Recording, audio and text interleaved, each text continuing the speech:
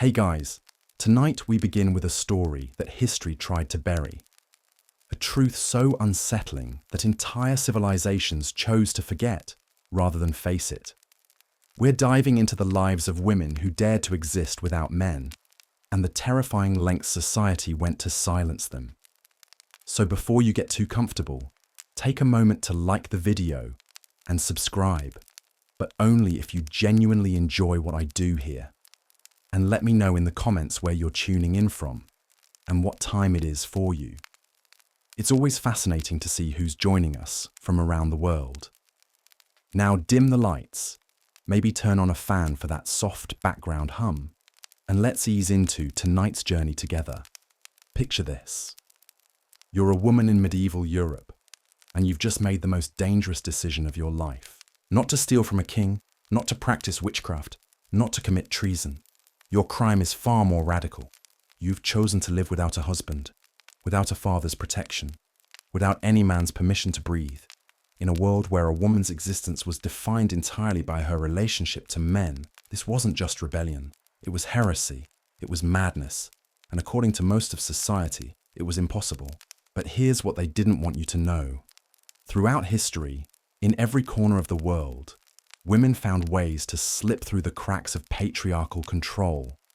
They created secret networks, hidden communities, and shadow economies that allowed them to survive entirely on their own terms.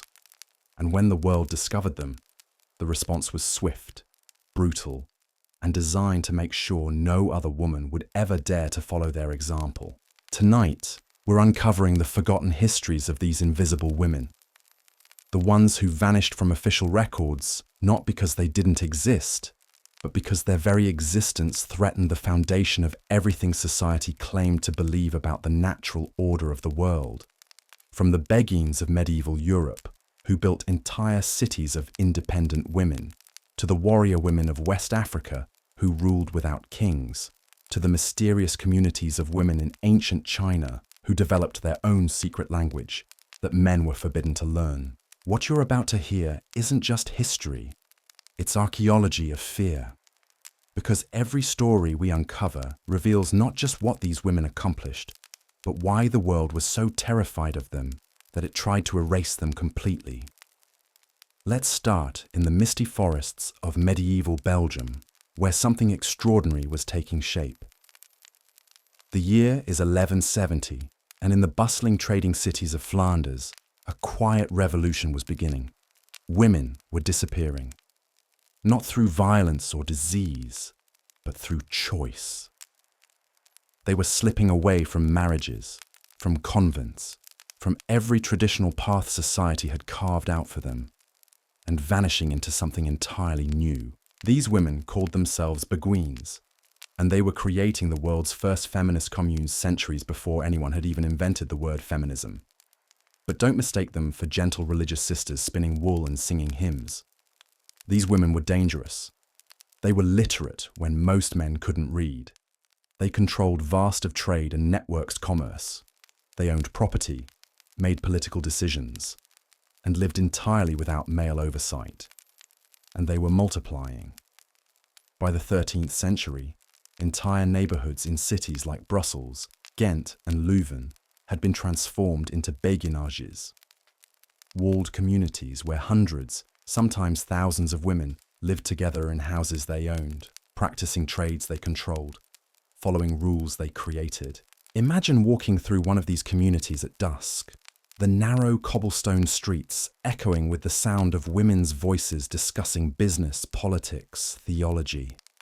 Workshops humming with the productivity of female hands creating textiles so fine they were exported across Europe.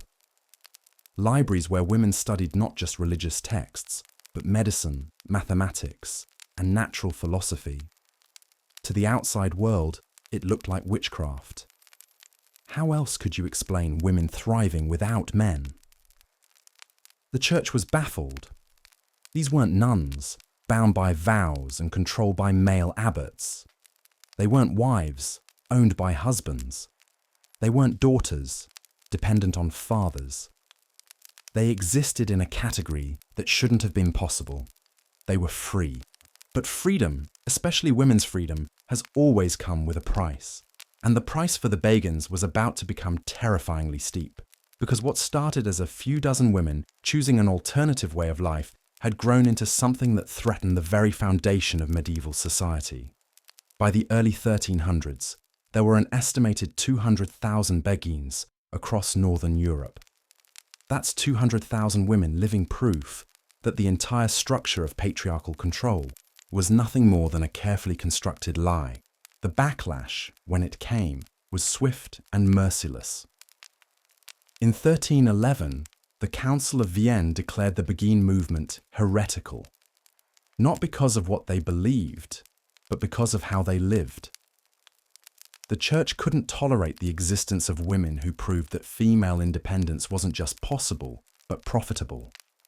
Within decades, Beguinages were being raided, disbanded, their property confiscated. Women who had lived peacefully for generations were scattered to the winds, forced back into marriages or convents. Their brief taste of freedom crushed under the weight of religious and political authority. But here's what makes this story truly terrifying. The suppression of the Beguines wasn't just about controlling a few rebellious women. It was about erasing the very possibility that women could exist independently. The authorities didn't just want to stop the Beguines. They wanted to make sure future generations would never even know that such a life had been possible. They rewrote history, destroyed records, and transformed these thriving communities of independent women into footnotes about religious extremists and social deviants. And it worked. For centuries, the Beguines vanished from historical memory.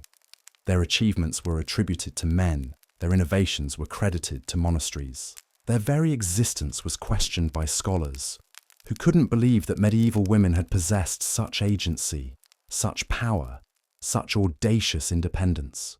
The world had successfully forgotten that for nearly 2 centuries, thousands of women had lived entirely without male control, and not just survived, but flourished.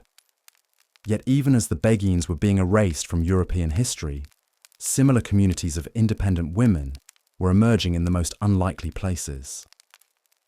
In the mountains of southwestern China, among the Mosuo people, an entire society was organizing itself around female leadership in ways that would have made medieval European men question everything they believed about human nature. The Mosuo called their system walking marriage, but that gentle term disguised something revolutionary. In Mosuo society, women owned all property. They made all major decisions. Children belonged entirely to their mothers' families, and fathers were essentially visitors with no legal or social authority. Women could take lovers as they pleased, end relationships at will, and never once surrender their independence to male control. For over 1,000 years, this matriarchal society thrived in isolation, proving that patriarchy wasn't natural law, but merely one possible way of organizing human relationships. But perhaps even more threatening than societies organized around female power were the women who created their own secret worlds within patriarchal cultures. In rural China, beginning sometime in the Song dynasty, women develop authorities, something that found deeply disturbing. A secret language that only women could learn. Nushu, they called it. Women's writing. For centuries, in the Hunan province, women passed down a syllabic script that allowed them to communicate feelings and experiences, thoughts, that were forbidden in the male-dominated world around them. Mothers taught daughters, sisters taught friends. And slowly, generation by generation, a parallel culture of female expression emerged, hidden in plain sight. The women who used Nushu wrote poetry about their arranged marriages, their dreams of freedom, their anger at a world that treated them as property. They created networks of support that transcended family lines, sharing resources and information in ways that bypassed male authority entirely. They recorded their own history, their own wisdom, their own understanding of the world. And they did it all in a language that men not only couldn't read, but weren't even allowed to learn. Imagine the terror this must have inspired in Chinese authorities when they discovered it. Here was proof that women, even under the strictest patriarchal control, could create entire intellectual and emotional worlds that existed beyond male understanding or influence. The very existence of Nushu suggested that women's inner lives were far more complex, far more resistant to control than anyone had imagined. The response was predictable. By the early 20th century, as China modernized and women gained access to standard education, Nushu was actively discouraged. The script was dismissed as primitive, unnecessary, a relic of an ignorant past. The last woman fluent in Nushu died in 2004, taking with her 1,000 years of secret female knowledge that the world had decided was too dangerous to preserve. But the pattern was always the same. Whenever women found ways to exist independently, to create their own communities, to develop their own systems of knowledge and power, the response from male-dominated society was swift and devastating. Not just suppression, but erasure. Not just stopping these women, but making sure their example could never inspire others. This is why tonight's journey is so important. Because scattered across the globe, buried in archives and hidden in oral traditions, are the traces, communities of countless of women who proved that independence wasn't just possible, but natural.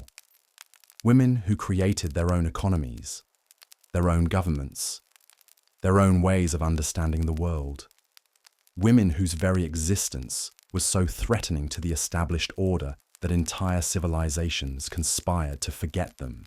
The Beguines of Belgium were just the beginning. In West Africa, the Dahomey Amazons created military societies where women warriors ruled without kings. In ancient Crete, archaeologists have uncovered evidence of matriarchal civilizations where goddess worship and female leadership were the norm. In the American Southwest, Pueblo societies developed around female-controlled households that made major decisions collectively without.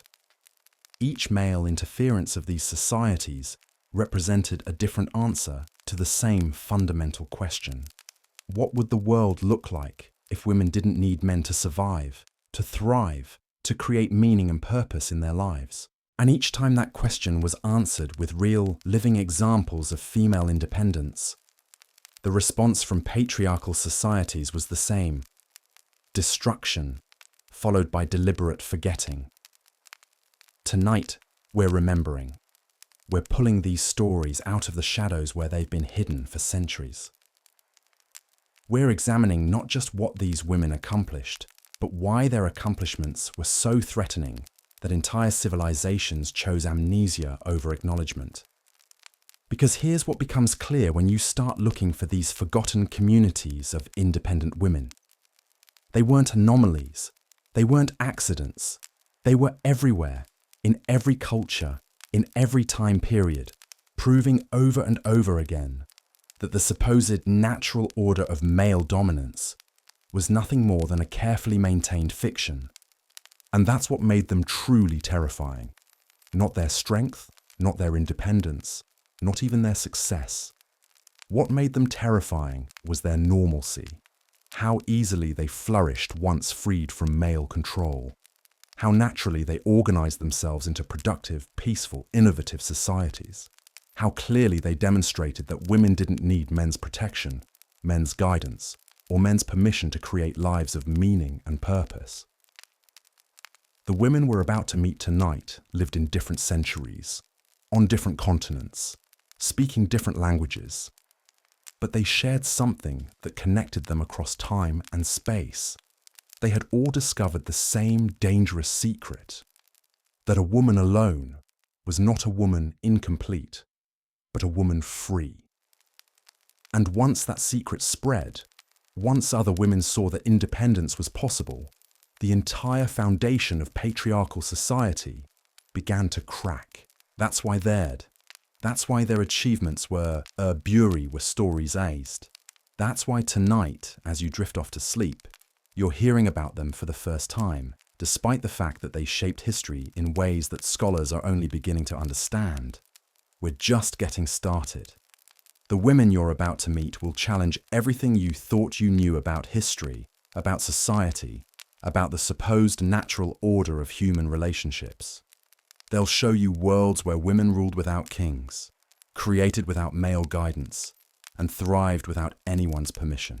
So settle in, turn off the lights, let their stories wash over you as you fall asleep. Because tonight, we're not just learning history, we're recovering memory, we're excavating truth from beneath centuries of deliberate forgetting. The terrifying truth about women who lived without men isn't that they failed, it's that they succeeded so completely, so naturally, so obviously, that the world had to erase them to maintain the lie that women needed men to survive. But the truth has a way of surfacing, no matter how deeply it's buried. And tonight, in the quiet darkness, we're going to let these forgotten women speak again. The first whispers of their existence reached European courts through merchants returning from the Guinea coast, tales of women warriors who ruled territories, who fought without male commanders, without kings, who commanded armies that made grown men flee in terror. For centuries, these stories were dismissed as fantasy, the fevered imaginings of travellers who had spent too long under the African sun. But the stories persisted.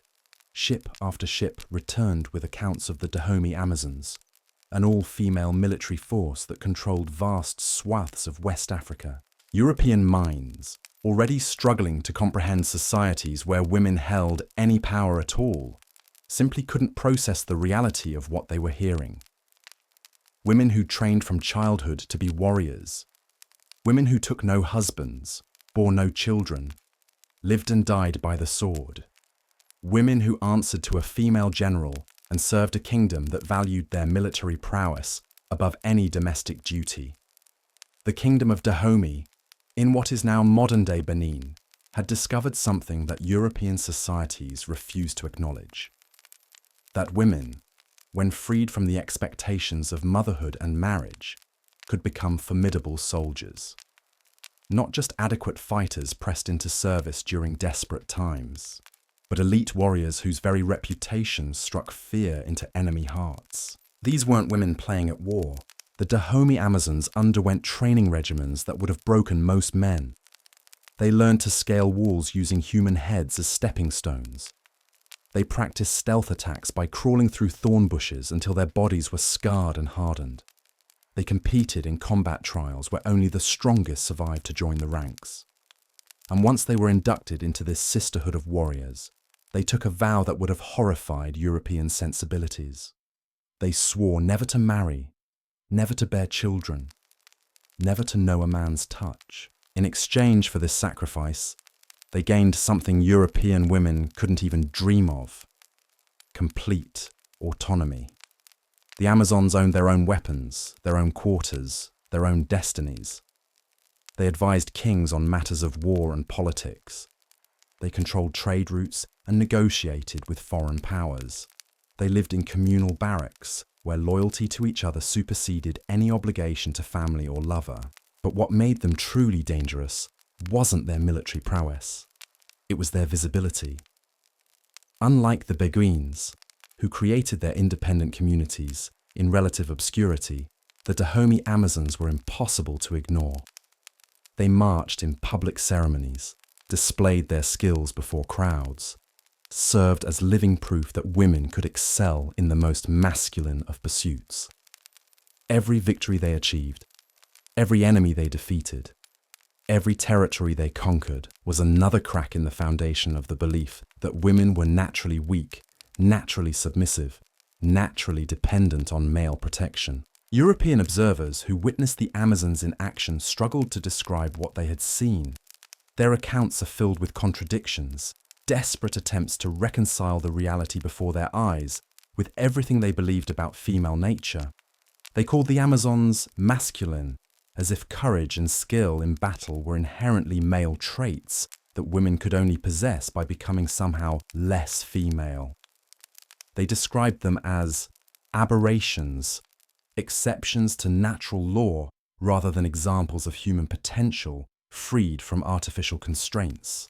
The French colonial administration, when it finally gained control over Dahomey in the 1890s, moved quickly to disband the Amazon Corps, not because they posed a military threat, though they did, but because their very existence challenged fundamental assumptions about gender and power that colonial rule depended upon.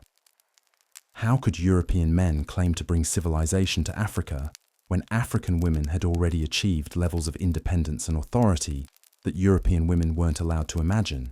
The last of the Dahomey Amazons died in obscurity, their traditions forbidden, their training grounds converted to other uses, their weapons confiscated and displayed in European museums as curiosities from a primitive past. Once again, the world had successfully erased evidence of female independence, transforming living proof of women's capabilities into exotic artifacts that could be safely admired without threatening existing power structures.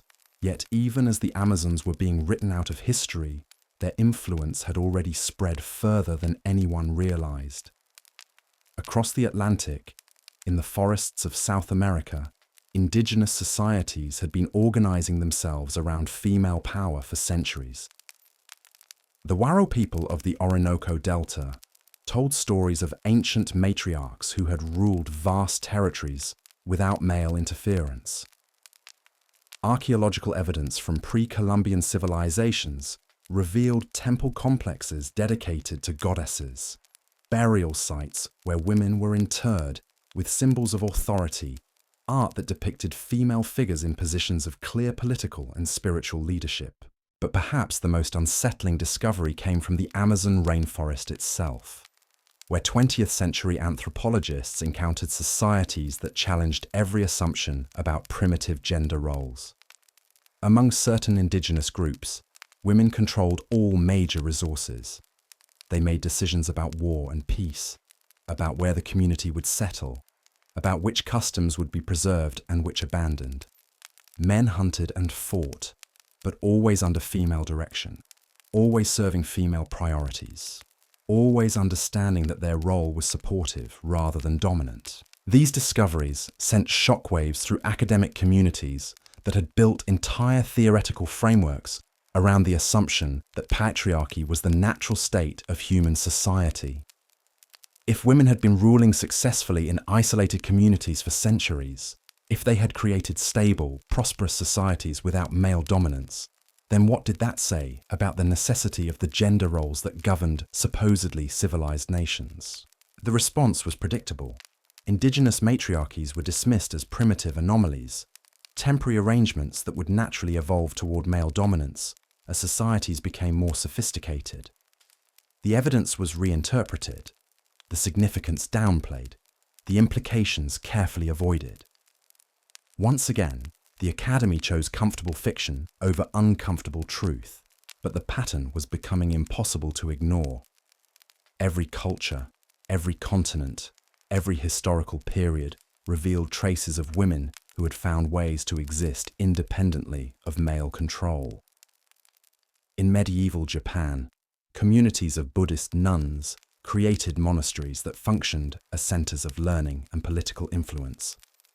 In Renaissance Italy, convents served as refugees for women fleeing arranged marriages, evolving into intellectual salons where female scholars could pursue studies forbidden to them in the outside world.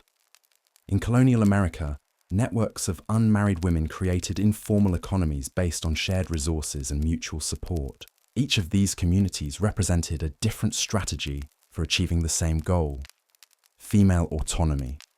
Some, like the Beguines, created visible alternatives to traditional marriage and religious life.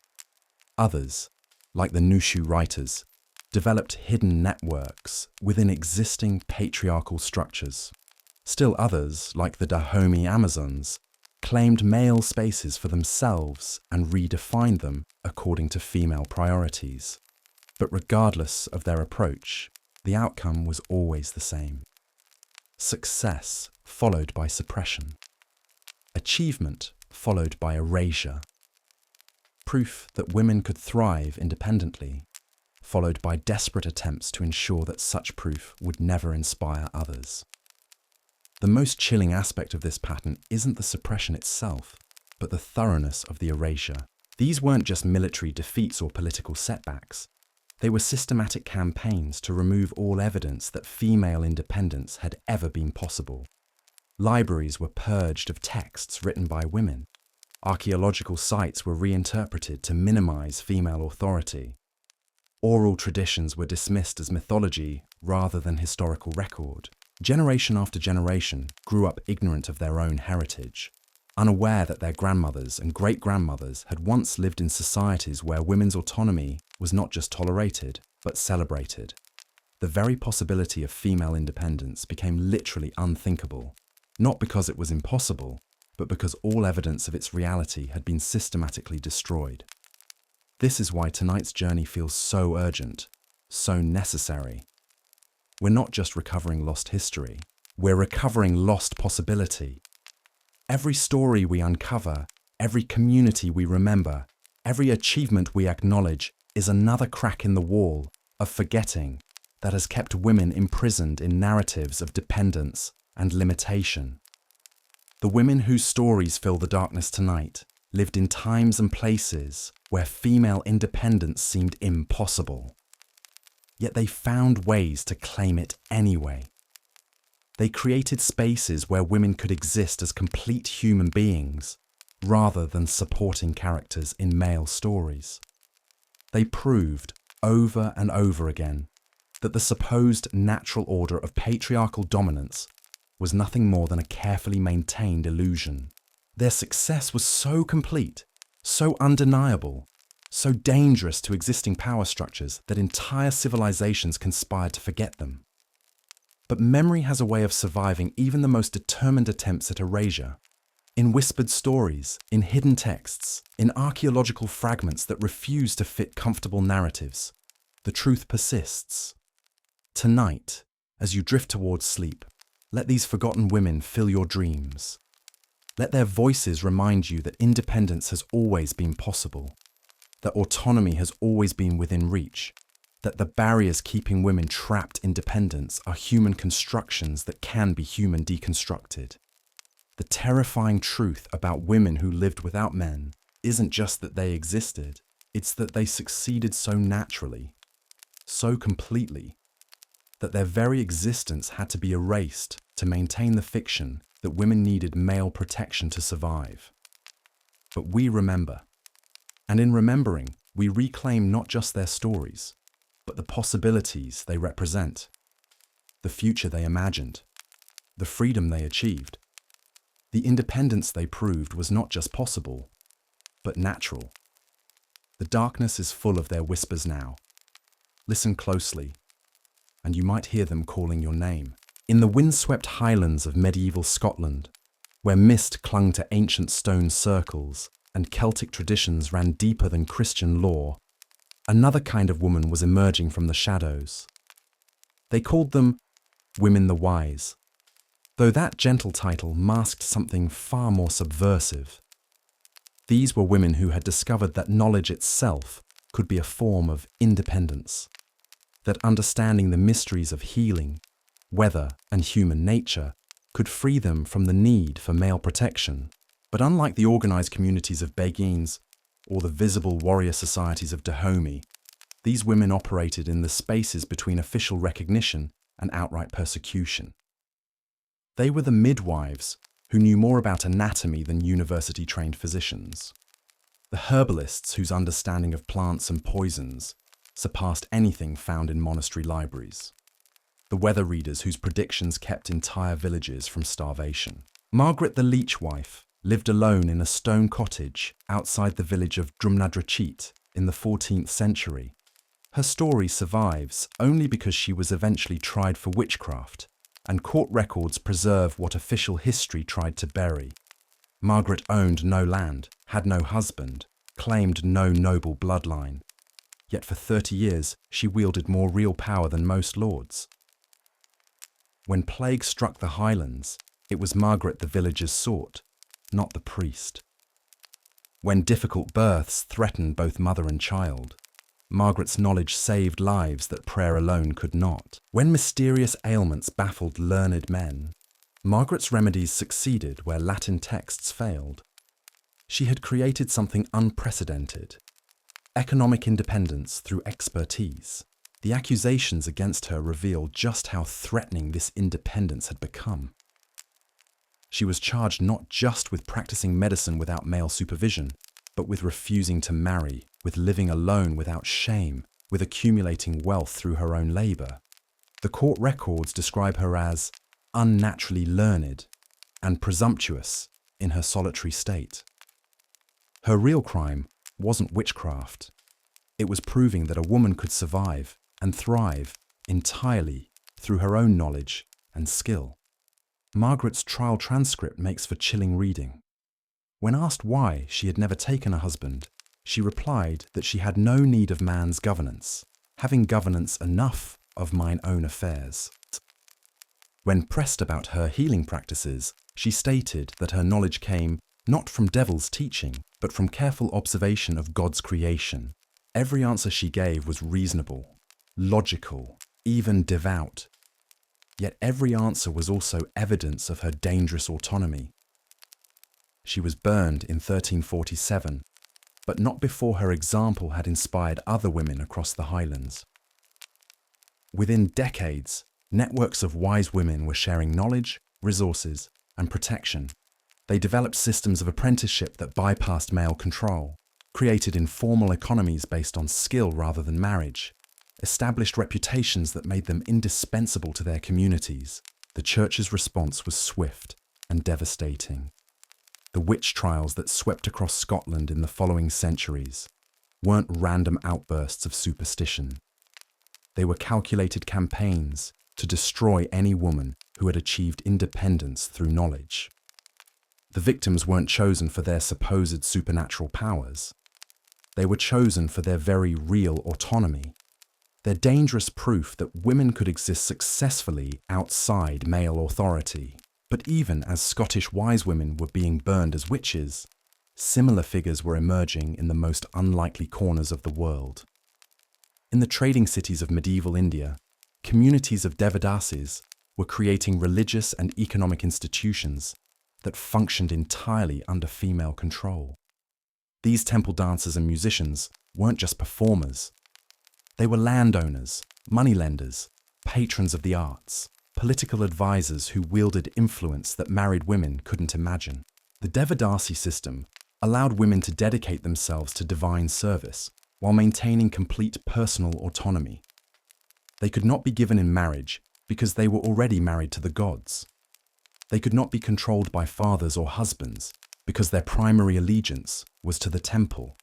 They could accumulate wealth, make independent decisions, form relationships of their own choosing, and pass their property to daughters rather than sons. For centuries, Devadasis represented a third option for Indian women beyond marriage and widowhood. They were respected, prosperous, influential figures whose very existence challenged the assumption that women needed male protection to navigate the world. Temple complexes in southern India became centers of female power, where women controlled vast resources and made decisions that affected entire regions. The British colonial administration found this system incomprehensible and threatening. How could a civilized society allow women such independence? How could religious institutions be controlled by female priorities? The systematic destruction of the Devadasi tradition became part of the colonial project, justified as moral reform, but functioning as gender control. By the early 20th century, Devadasis had been redefined as prostitutes, their temples closed, their lands confiscated, their centuries-old tradition of female autonomy erased from acceptable society. The pattern was becoming unmistakable. Across continents and centuries, women had found ways to create lives of independence and influence. Each time, their success had been so complete that it threatened the basic assumptions of patriarchal society. And each time, the response had been systematic destruction, followed by historical amnesia. In Renaissance Venice, courtesans created literary salons that rivaled the intellectual centers of male academics. In Edo period Japan, female entertainers established districts where women controlled commerce and culture. In Mughal India, networks of female merchants built trading empires that spanned continents. Each represented a different path to the same destination. Female autonomy in societies designed to prevent it. But perhaps the most sophisticated example of female independence emerged in an unexpected place: the harems of the Ottoman Empire. Western imagination has long portrayed these as prisons of sexual slavery, but historical evidence reveals something far more complex and threatening. The imperial harem was actually a political institution where women wielded enormous power behind the scenes. The Valide Sultan, mother of the reigning emperor, often controlled more real authority than most government ministers. The system of palace women created networks of influence that extended across the empire, with former harem members becoming regents, advisors, and power brokers in their own right. These women controlled vast fortunes, sponsored architectural projects, influenced military campaigns, and shaped imperial policy through carefully cultivated relationships and strategic alliances. What made the Ottoman system particularly threatening to European observers was its visibility. Unlike hidden communities or secret networks, harem politics operated in plain sight, with female influence acknowledged and institutionalized. European ambassadors wrote shocked dispatches about negotiating with Ottoman women who clearly held more power than many kings. The very existence of such a system challenged everything Europeans believed about natural gender hierarchies and female capabilities. The decline of Ottoman power in the 19th century brought European-style gender restrictions to the empire, dismantling centuries of female political influence in the name of modernization. Once again, women's autonomy was sacrificed to make a society more acceptable to male-dominated world powers. The sophisticated political networks that Ottoman women had built over centuries were dismissed as corruption and favoritism, their achievements erased from official histories. As you listen to these stories in the darkness, a pattern emerges that's both inspiring and terrifying. In every culture, in every time period, women found ways to claim independence despite systems designed to prevent it. They created communities, built networks, developed expertise, accumulated power, and proved over and over again that female autonomy wasn't just possible, but natural. Yet in every case, their success was met with destruction so complete that future generations grew up ignorant of what had been possible. The witch trials, the colonial reforms, the religious suppressions, the political purges all served the same function, ensuring that women's capacity for independence remained unimaginable to those who might be inspired by historical examples. The women whose whispers fill tonight's darkness weren't anomalies or accidents. They were the inevitable result of human potential freed from artificial constraints. Their communities weren't utopian fantasies, but practical solutions to the problem of surviving in societies that denied women's full humanity. Their achievements weren't miraculous, but predictable outcomes, when intelligence and determination were allowed to flourish without male interference. The terrifying truth isn't that these women were extraordinary, it's that they were ordinary women whose accomplishments became extraordinary only because the world had convinced itself that such accomplishments were impossible. They weren't superhuman. They were simply human in ways that patriarchal societies couldn't tolerate. Tonight, as their stories surround you in the gentle darkness, remember that every community they built, every network they created, every achievement they accomplished, was proof that independence has always been within reach. The barriers that keep women trapped in dependence aren't natural laws, but human constructions, maintained by force and sustained by forgetting. These forgotten women didn't just live without men, they thrived without male permission, succeeded without male guidance, created meaning and purpose without male validation. They built worlds where female autonomy wasn't revolutionary but routine, where women's full humanity wasn't questioned but celebrated. Their voices echo through the centuries. calling to every woman who has ever wondered what might be possible if the artificial limitations were stripped away. They whisper of communities where women supported each other, of economies where female labour was valued, of societies where independence was every woman's birthright rather than a privilege to be earned through exceptional circumstances. The darkness holds their secrets now, their strategies, their successes, their proof that another way of living has always been possible. Listen closely, and you might hear them sharing the knowledge that patriarchal societies have spent centuries trying to bury. The knowledge that women alone are not women incomplete, but women finally free to discover what they've always been capable of becoming. Their stories aren't just history, they're blueprints for possibility, maps to territories of freedom that have been explored before and can be explored again.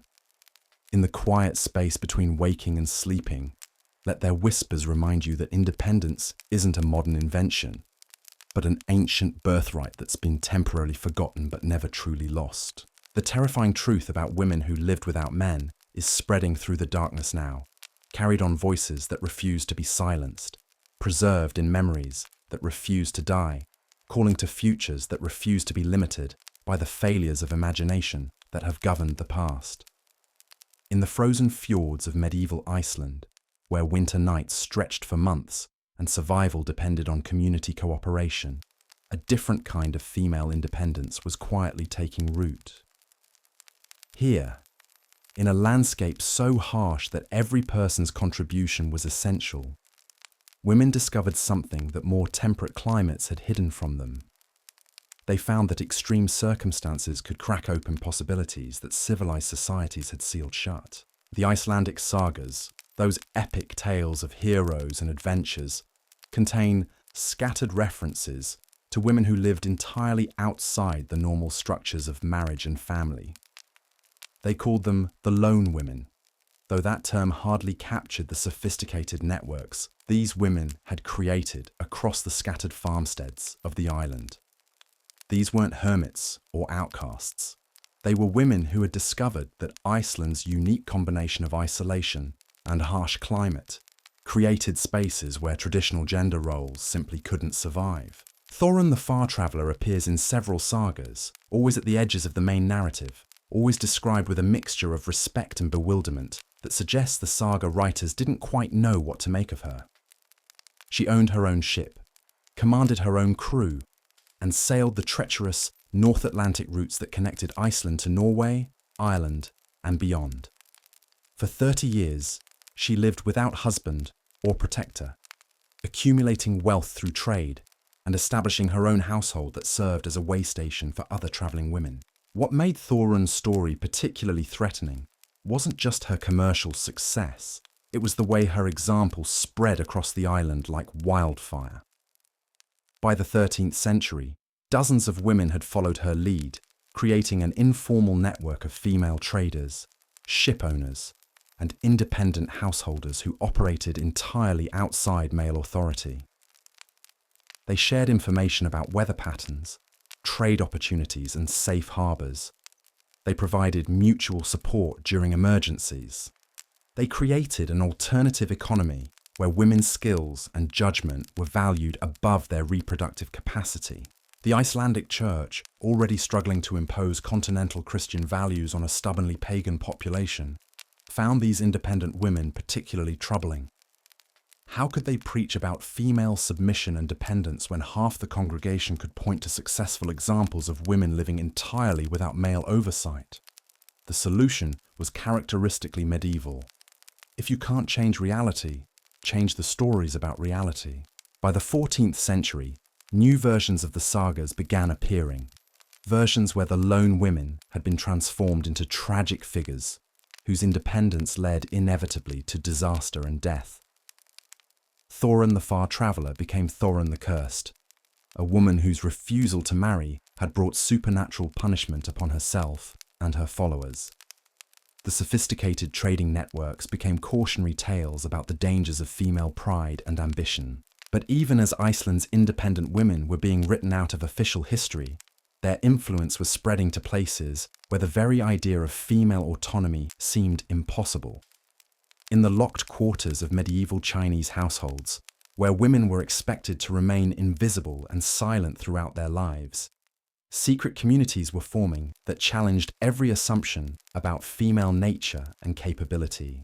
The practice of foot binding, which crippled generations of Chinese women and made them dependent on male protection for even basic mobility, created an unexpected side effect. Women who were confined to their homes developed intense, intimate relationships with each other that existed entirely outside male observation or control. What started as necessity evolved into something revolutionary. Networks of women who provided each other with emotional support, practical assistance, and intellectual stimulation that their marriages could never offer. These household communities developed their own customs, their own hierarchies, their own forms of governance that had nothing to do with the official Confucian order that supposedly controlled every aspect of Chinese life. Senior women wielded authority that their husbands never suspected. Younger women learned skills and knowledge that would never appear in any official curriculum. Children absorbed lessons about female capability and intelligence that contradicted everything the outside world taught about women's natural limitations. The Nushu script that we encountered earlier was just the visible tip of this hidden iceberg of female culture. Beneath it lay centuries of accumulated knowledge about everything from herbal medicine to financial management, from child psychology to political strategy. Chinese women, supposedly the most oppressed in the world, had created parallel systems of education, mutual aid, and cultural transmission that operated invisibly within the very households designed to imprison them. When European missionaries arrived in China in the 19th century, they were baffled by what they found. Chinese women, who were supposed to be meek and submissive, displayed levels of practical knowledge and organizational skill that surpassed anything they had encountered in supposedly more liberated Western societies. The missionary wives wrote confused letters home describing women who ran complex household economies, made sophisticated medical decisions, and wielded subtle but unmistakable authority over extended family networks. The missionary's solution was familiar. If the reality didn't match the theory, the reality must be reformed. Mission schools for Chinese women focused heavily on breaking down the traditional female networks, replacing mutual dependence with individual submission to Christian authority. The sophisticated systems of female cooperation that had sustained Chinese households for centuries were dismissed as heathen practices that prevented proper Christian family structure from taking root. But perhaps the most dramatic example of female independence emerging from seemingly impossible circumstances came from the plantations of the American South, where enslaved women faced oppression that seemed designed to crush any possibility of autonomy or self-determination. Yet even here, in conditions of absolute legal powerlessness, women found ways to create spaces of freedom and mutual support that their owners never suspected. The slave quarters after dark became sites of female governance that operated according to entirely different rules than the plantation hierarchy that controlled daylight hours. Elderly women, who had no official authority, wielded enormous influence over community decisions. Midwives and healers controlled knowledge that could mean the difference between life and death. Women who had been separated from their own children became surrogate mothers to an entire community, creating networks of care and protection that transcended individual family units. These women developed sophisticated systems of communication that allowed them to share information across vast distances without their owners' knowledge. They created informal economies based on skills like sewing, cooking, and herbal medicine that gave them small measures of economic independence. They preserved African cultural traditions, adapted them to American circumstances, and passed them on to children who would otherwise have lost all connection to their ancestral heritage. Most remarkably, they developed forms of resistance that were so subtle and sophisticated that historians are only beginning to understand their full scope. Enslaved women didn't just endure their circumstances. They actively worked to undermine the system that oppressed them, using their positions as domestic workers to gather intelligence, sabotage plantation operations, and assist in escape attempts. Their resistance wasn't dramatic or visible, but it was constant and effective. The abolition of slavery, paradoxically, disrupted many of these female networks. Freedom brought new opportunities, but also new pressures to conform to conventional gender roles. The informal systems of female governance that had sustained slave communities gave way to more traditional patriarchal structures as formerly enslaved people worked to prove their respectability to white society. Once again, women's autonomy was sacrificed in the name of social acceptance and progress. As you drift deeper into sleep, let these stories settle into your consciousness, like sediment in still water. Each woman, each community, each network represents another piece of evidence that female independence isn't an anomaly, but a constant throughout human history. The supposedly natural order of male dominance appears more and more like an artificial construction maintained through constant vigilance and periodic violence. The terrifying truth that emerges from tonight's darkness isn't just that women have always been capable of independence, it's that they have always been achieving it in every society, under every system of oppression, through every historical period. The barriers that seem so insurmountable, the limitations that appear so natural, the dependencies that feel so necessary all dissolve when examined through the lens of these forgotten stories. These women didn't possess special powers or supernatural abilities. They weren't blessed with unusual circumstances or extraordinary luck.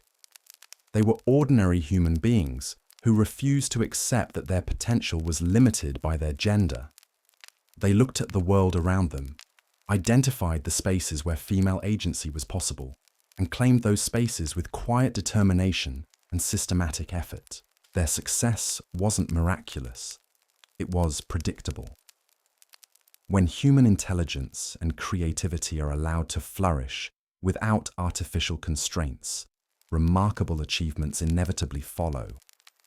When women are free to develop their full potential, they create innovations, build communities, and solve problems with the same skill and insight that men display when given similar opportunities. The real miracle is how thoroughly their achievements have been erased from collective memory. The systematic forgetting that followed each example of female independence required enormous effort and coordination. Libraries had to be purged. Oral traditions had to be suppressed. Archaeological evidence had to be reinterpreted. And entire historical narratives had to be rewritten to maintain the fiction that women had never been capable of autonomous achievement. This coordinated amnesia wasn't accidental. It was essential to maintaining systems of gender oppression that depended on women believing that dependence was their natural state. If women knew that their grandmothers had once ruled kingdoms, commanded armies, controlled economies, and created sophisticated systems of governance, they might start questioning why they were expected to limit themselves to supporting roles in male-dominated narratives. The voices whispering through tonight's darkness carry more than just historical information. They carry proof that the limitations placed on women's potential are human constructions rather than natural laws. Every community they built, every network they created, every achievement they accomplished stands as evidence that female capability has never been limited by anything other than artificial barriers maintained through force and sustained by forgetting. Their stories aren't just inspiration. They're instruction manuals, blueprints for possibility, maps of territories that have been explored before and can be explored again. They show not just what women accomplished when freed from male control, but how they accomplished it, what strategies they used, what obstacles they overcame, what resources they drew upon to create lives of meaning and purpose outside the boundaries that society had drawn for them. In the gentle darkness surrounding you now, let their wisdom seep into your dreams.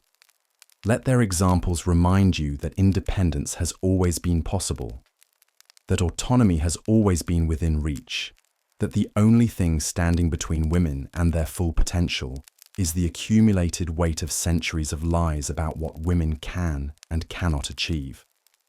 The terrifying truth about women who lived without men isn't that they were exceptional, it's that they were inevitable. Given any opportunity, any opening, any crack in the wall of gender oppression, women have consistently proven their capacity for independence, leadership, and achievement. Their success wasn't surprising. What's surprising is how much effort it has taken to hide that success from subsequent generations. Tonight, as you surrender to sleep, carry their voices with you into your dreams. Let them whisper the secrets that patriarchal societies have spent millennia trying to bury. The secret that women alone are not women, diminished, but women finally free to discover what they have always been capable of becoming. The secret that independence isn't a modern invention, but an ancient birthright that has been temporarily forgotten, but never truly lost. Their stories are spreading through the darkness now, carried on currents of memory that refuse to die, preserved in whispers that refuse to be silenced, calling to futures that refuse to be limited by the failures of imagination that have governed the past. The terrifying truth is no longer hidden. It's here, in the darkness, waiting for you to remember what you have always known but were taught to forget. The women who lived without men didn't just survive, they flourished.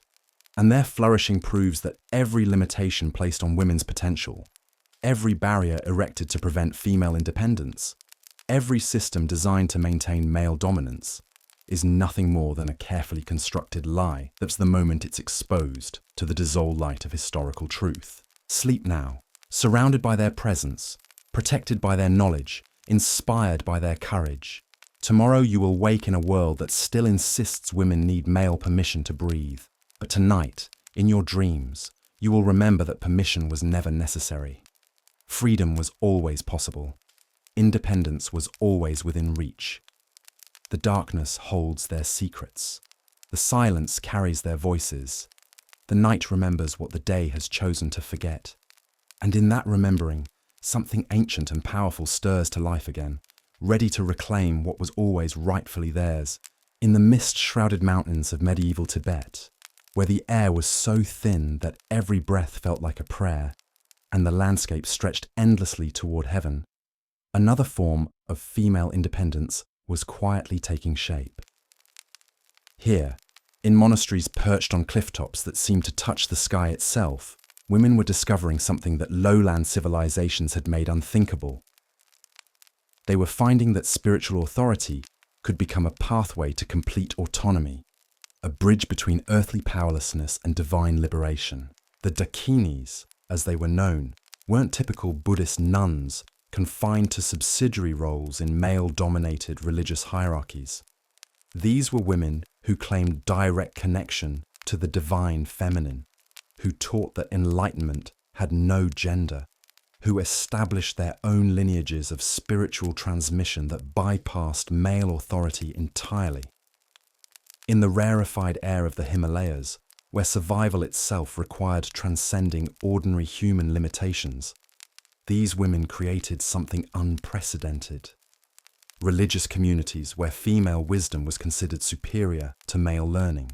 Yeshe Tsogyal, whose name appears in texts from the 8th century, established the template that hundreds of Dakinis would follow over the next millennium.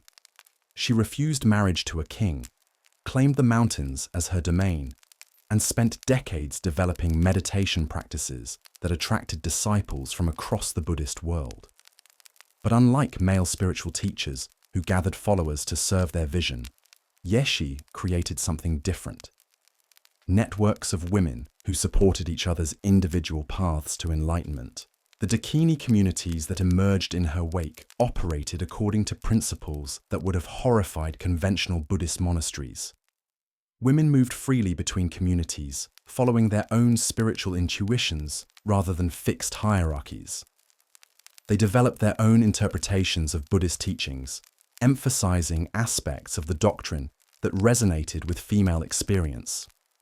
They created initiation rites and meditation techniques that were passed down through female lineages, preserving knowledge that male monastics weren't permitted to access. What made these communities particularly threatening to establish religious authority was their success.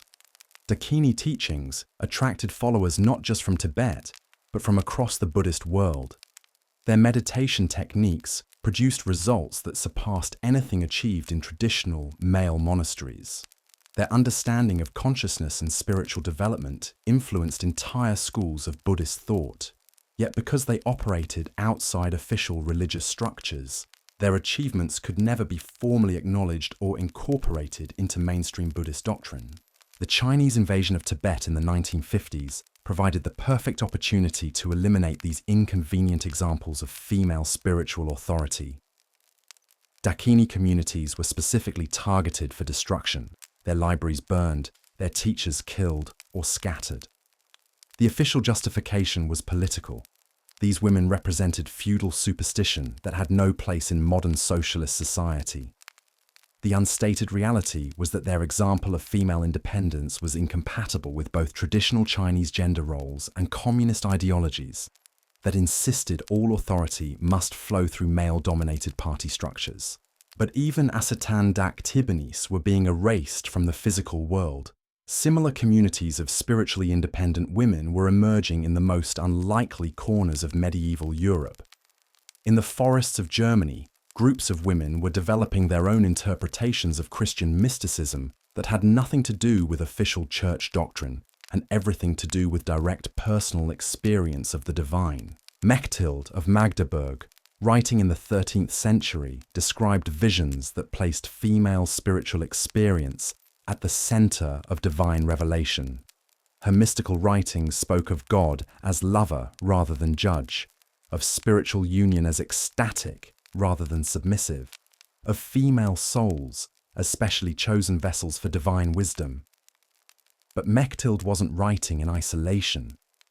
She was part of a network of women mystics who shared their visions, supported each other's spiritual development, and created alternative forms of Christian practice that existed entirely outside male ecclesiastical control. These women didn't establish formal communities like the Beguines.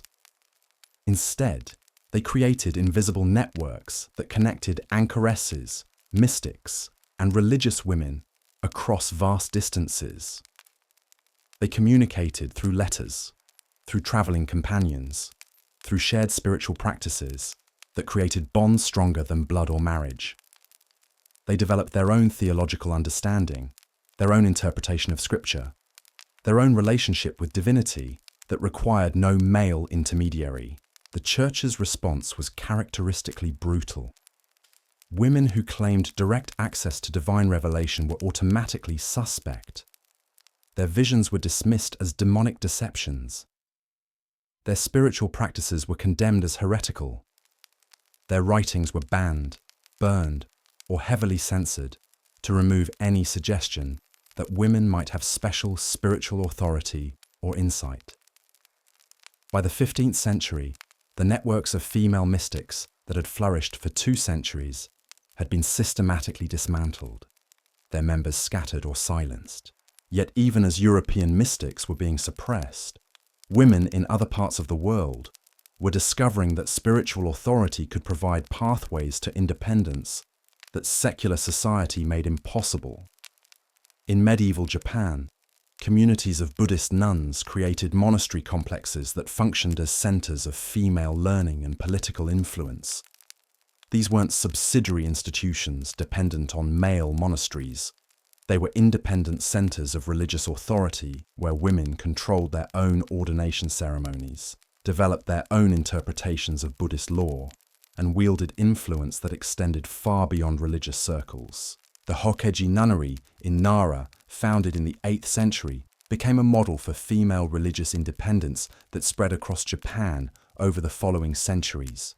Here, women from noble families who refused arranged marriages could find refuge and purpose. They could study literature, philosophy, and religious doctrine. They could participate in political discussions and influence court decisions through carefully maintained networks of former students and sympathizers. They could accumulate wealth through temple landholdings, and use that wealth to support other women seeking alternatives to conventional marriage and motherhood. What made these Japanese religious communities particularly threatening to male authority was their visibility and respectability. Unlike hidden networks of mystics or secret communities of practitioners, these were official institutions that commanded social respect while simultaneously providing alternatives to male-controlled family structures. Every woman who chose religious life over marriage was a living demonstration that female fulfillment didn't require male protection or guidance. The Meiji Restoration of 1868 brought Western gender ideologies to Japan, along with systematic efforts to dismantle any institution that provided alternatives to the nuclear family structure that industrial capitalism required. Female monasteries were defunded, their lands confiscated, their influence curtailed. The sophisticated networks of female religious authority that had sustained Japanese women for over a millennium were dismissed as feudal remnants incompatible with modern civilization. As these stories accumulate in the darkness around you, a pattern emerges that's both inspiring and deeply unsettling. In every culture where women gained access to spiritual authority, they used that authority to create spaces of independence that secular society denied them. Whether through Buddhist dakini practices, Christian mysticism, or Shinto temple service, women consistently discovered that claiming direct connection to the divine could free them from dependence on male religious intermediaries. But spiritual independence proved even more threatening to patriarchal authority than economic or political autonomy. A woman who controlled her own relationship with the divine was a woman who couldn't be controlled at all. Her ultimate allegiance was to something beyond human authority, something that couldn't be bought, threatened, or negotiated with. She represented a form of female power forms of social that was literally untouchable by conventional control. The systematic destruction of female spiritual communities wasn't just about religious orthodoxy. It was about eliminating the most profound and unassailable form of female independence. Women who drew their authority from divine sources didn't need male permission for anything. They didn't need economic support, political protection, or social validation. They had found something that made them completely autonomous, and that autonomy was intolerable to societies built on female dependence. The voices whispering through tonight's darkness carry more than just stories of spiritual achievement. They carry evidence that women's connection to the sacred has always been immediate, powerful, and independent of male religious authority. Every vision they received, every revelation they experienced, every moment of divine communion they achieved was proof that female spirituality didn't require male interpretation or guidance. Their mystical writings, the few that survived the centuries of suppression, reveal sophisticated theological understanding that often surpassed anything produced by their male contemporaries. Their meditation techniques produce states of consciousness that male religious practitioners struggled to achieve. Their interpretation of sacred texts offered insights that formal theological scholarship had missed entirely. Yet all of this achievement, all of this wisdom, all of this proof of female spiritual capacity was systematically erased from religious history. The official narrative of spiritual development became exclusively male, with women relegated to supporting roles as devoted followers rather than innovative leaders. The possibility that women might have their own direct relationship with the divine, their own spiritual authority, their own religious insights, became literally unthinkable. In the gentle darkness surrounding you now, let their voices restore what was taken. Let their experiences remind you that spiritual authority has never been a male monopoly, that divine revelation has never required masculine interpretation, that the sacred has always been equally accessible to female consciousness. Their stories aren't just historical curiosities. They're proof that the most profound forms of human experience, the mystical, the transcendent, the divine, have always been available to women who were brave enough to claim them directly. The terrifying truth about women who lived without men extends beyond economic independence, beyond political autonomy, beyond social freedom. It reaches into the deepest levels of human experience, where the soul meets the infinite, where consciousness touches the eternal, where individual identity dissolves into something vast and limitless. Even here, especially here, women proved their capacity for complete independence from male authority or guidance. Their spiritual achievements weren't derivative or secondary. They weren't pale imitations of male religious experience. They were original, powerful, transformative encounters with the sacred that often surpassed anything their male contemporaries achieved. They developed new forms of prayer, new meditation techniques, new ways of understanding the relationship between human and divine that enriched the spiritual traditions of their cultures. But like every other form of female independence, their spiritual achievements were too threatening to be allowed to persist.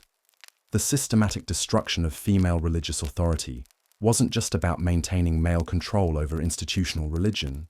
It was about preventing women from discovering that they had their own direct access to the source of all authority, the divine itself. Sleep now, surrounded by their presence, protected by their prayers, inspired by their devotion.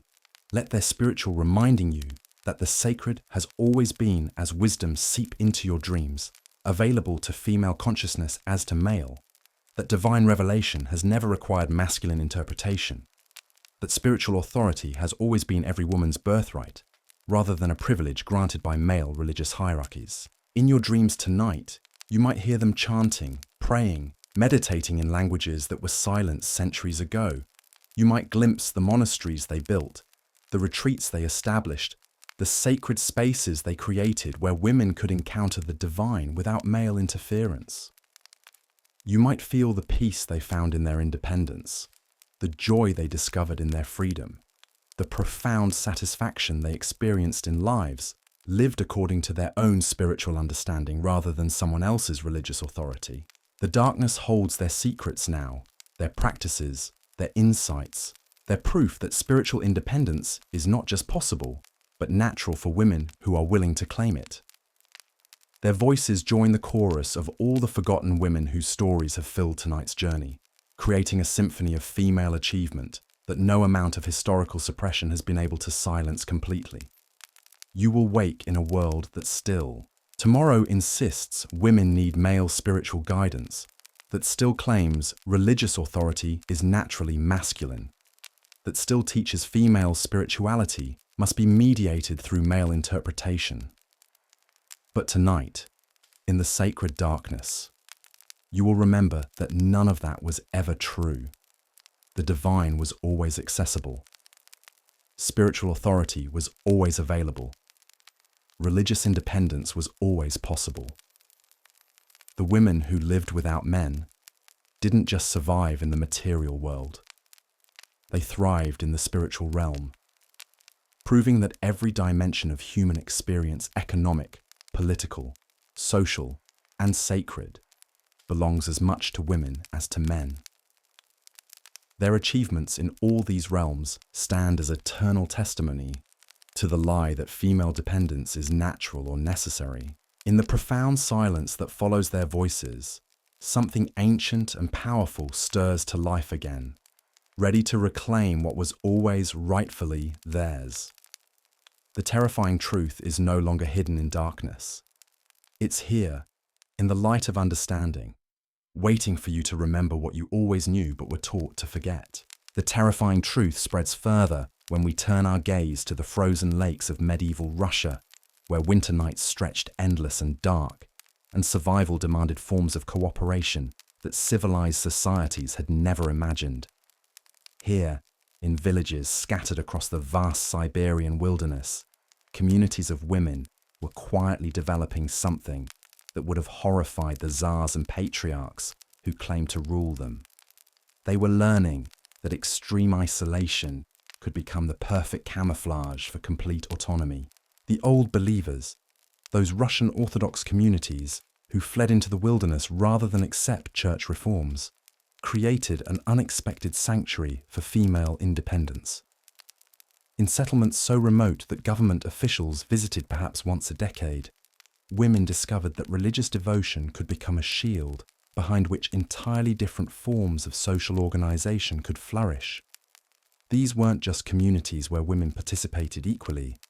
These were communities where women had quietly assumed complete control. Theodosia the Wanderer appears in fragmentary church records from the 17th century, described always with a mixture of reverence and unease that suggests the scribes didn't know how to categorize her.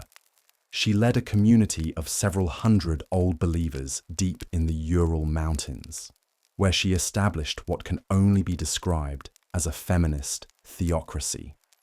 Women controlled all property, made all major decisions, and interpreted religious law according to their own understanding rather than official church doctrine. What made Theodosia's community particularly remarkable wasn't just its female leadership, but its sophisticated organization. These weren't desperate refugees huddling together for warmth. They had created a complex economy based on fur trading, icon painting, and manuscript copying that generated wealth throughout the region. They had developed their own legal system for resolving disputes, their own educational methods for training children, their own military organization for defending against bandits and government raids. Most threatening of all, they had created their own interpretation of Orthodox theology that placed women at the center of spiritual authority. Theodosia taught that the feminine principle was the true image of divine wisdom, that women were naturally closer to God than men, that male religious hierarchy was a corruption of original Christian teaching. Her followers weren't just living independently of male control. They had developed a complete theological justification for why female independence was not just acceptable, but divinely mandated. The Russian Orthodox Church's response was swift and brutal. Military expeditions were sent into the wilderness with orders to capture or kill the heretical communities. Those who survived were forcibly relocated to areas where they could be properly supervised. Their manuscripts were burned, their icons destroyed, their theological innovations branded as demonic deceptions. By the early 18th century, the sophisticated networks of female-led Old Believer communities had been scattered to the winds. But even as Russian women were being driven from their wilderness sanctuaries, similar communities were emerging in the deserts of North Africa, where nomadic tribes had discovered that constant movement could create spaces where traditional gender roles simply couldn't maintain their grip. Among the Tuareg people of the Sahara, something unprecedented was taking shape. A society where women controlled not just domestic affairs, but the very foundations of cultural identity and social organization. Tuareg women owned all property, controlled all wealth, and made all major decisions about tribal movement and alliances. Men were warriors and herders, but they always served female priorities, always understood that their role was supportive rather than dominant. Children belonged entirely to their mothers' lineages, and inheritance passed through female lines. Most remarkably, Tuareg women controlled the written language, using their own script to record laws, genealogies, and cultural knowledge that men weren't permitted to access. This wasn't a temporary arrangement or a response to unusual circumstances. For over 1,000 years, Tuareg society had operated according to principles that made women the guardians of culture and the arbiters of social organization. European explorers who encountered them in the 19th century wrote confused accounts of societies where men deferred to female judgment, where women moved freely without veils or restrictions, where the very concept of male dominance seemed to be unknown.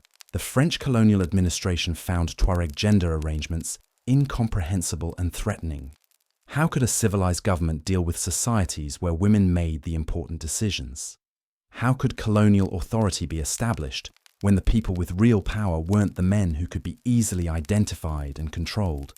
The systematic destruction of Tuareg autonomy became a priority, justified as bringing civilization to primitive societies, but functioning as gender control masked as imperial policy.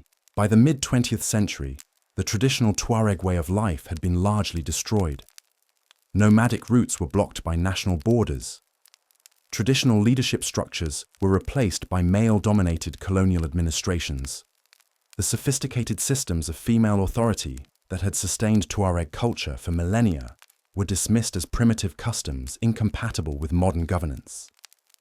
Once again, women's autonomy was sacrificed to make a society more comprehensible to male-dominated world powers. But perhaps the most sophisticated example of female independence hidden in plain sight emerged in an unexpected place: the tea houses of Ottoman Istanbul, where women had created a parallel social world that operated according to entirely different rules than the official Islamic hierarchy that supposedly governed their lives. These weren't rebellious communities operating in secret. They were respectable establishments that functioned openly while providing something that patriarchal society insisted was impossible: spaces where women could gather, think, and organize entirely without male supervision. The hammams, the public baths that served Ottoman women, evolved into far more than places of physical cleansing. They became centers of female networking, education, and political organization. Here, women from different social classes mingled freely, sharing information about everything from herbal remedies to financial opportunities. They discussed literature, debated theology, planned marriages and divorces, arranged business partnerships, and made political decisions that affected entire neighborhoods. What made these spaces particularly threatening to male authority was their invisibility to official oversight. Islamic law required gender segregation, which meant that male authorities couldn't observe what women were actually doing in their separate spaces. The hammam became a sanctuary where female culture could develop entirely outside male knowledge or control. Women developed their own forms of governance, their own systems of mutual support, their own methods of resolving conflicts that had nothing to do with official legal structures. The modernization of the Ottoman Empire in the 19th century brought European gender ideologies that required the dismantling of these traditional female spaces. Hammams were regulated out of existence, replaced by private bathing facilities that prevented large gatherings of women. The sophisticated networks of female cooperation that had sustained Ottoman urban culture for centuries were dismissed as backward customs that prevented proper integration with Western civilization. As you sink deeper into the darkness of sleep, these voices from across centuries and continents begin to weave together into something larger than individual stories. They form a chorus of proof that female independence has never been an anomaly or accident, but a constant throughout human history. Every culture, every time period, every system of oppression has produced women who found ways to claim autonomy despite the barriers designed to prevent it. What emerges from tonight's journey isn't just a collection of inspiring individual achievements. It's evidence of a fundamental truth that patriarchal societies have spent millennia trying to hide. That women's capacity for independence is not just possible, but inevitable. Given any opportunity, any opening, any crack in the wall of gender oppression, women have consistently created communities, networks, and institutions that prove their ability to thrive without male control. The systematic destruction that followed each example of female independence wasn't random violence or cultural accident. It was coordinated strategy designed to prevent women from discovering what was always possible. Every community that was disbanded, every tradition that was suppressed, every achievement that was erased, served the same function: maintaining the illusion that female dependence was natural rather than artificially imposed. The women whose whispers filled tonight's darkness weren't superhuman. They weren't blessed with special circumstances or extraordinary resources. They were ordinary human beings who refused to accept that their potential was limited by their gender. They looked at the world around them, identified spaces where female agency was possible, and claimed those spaces with quiet determination and systematic effort.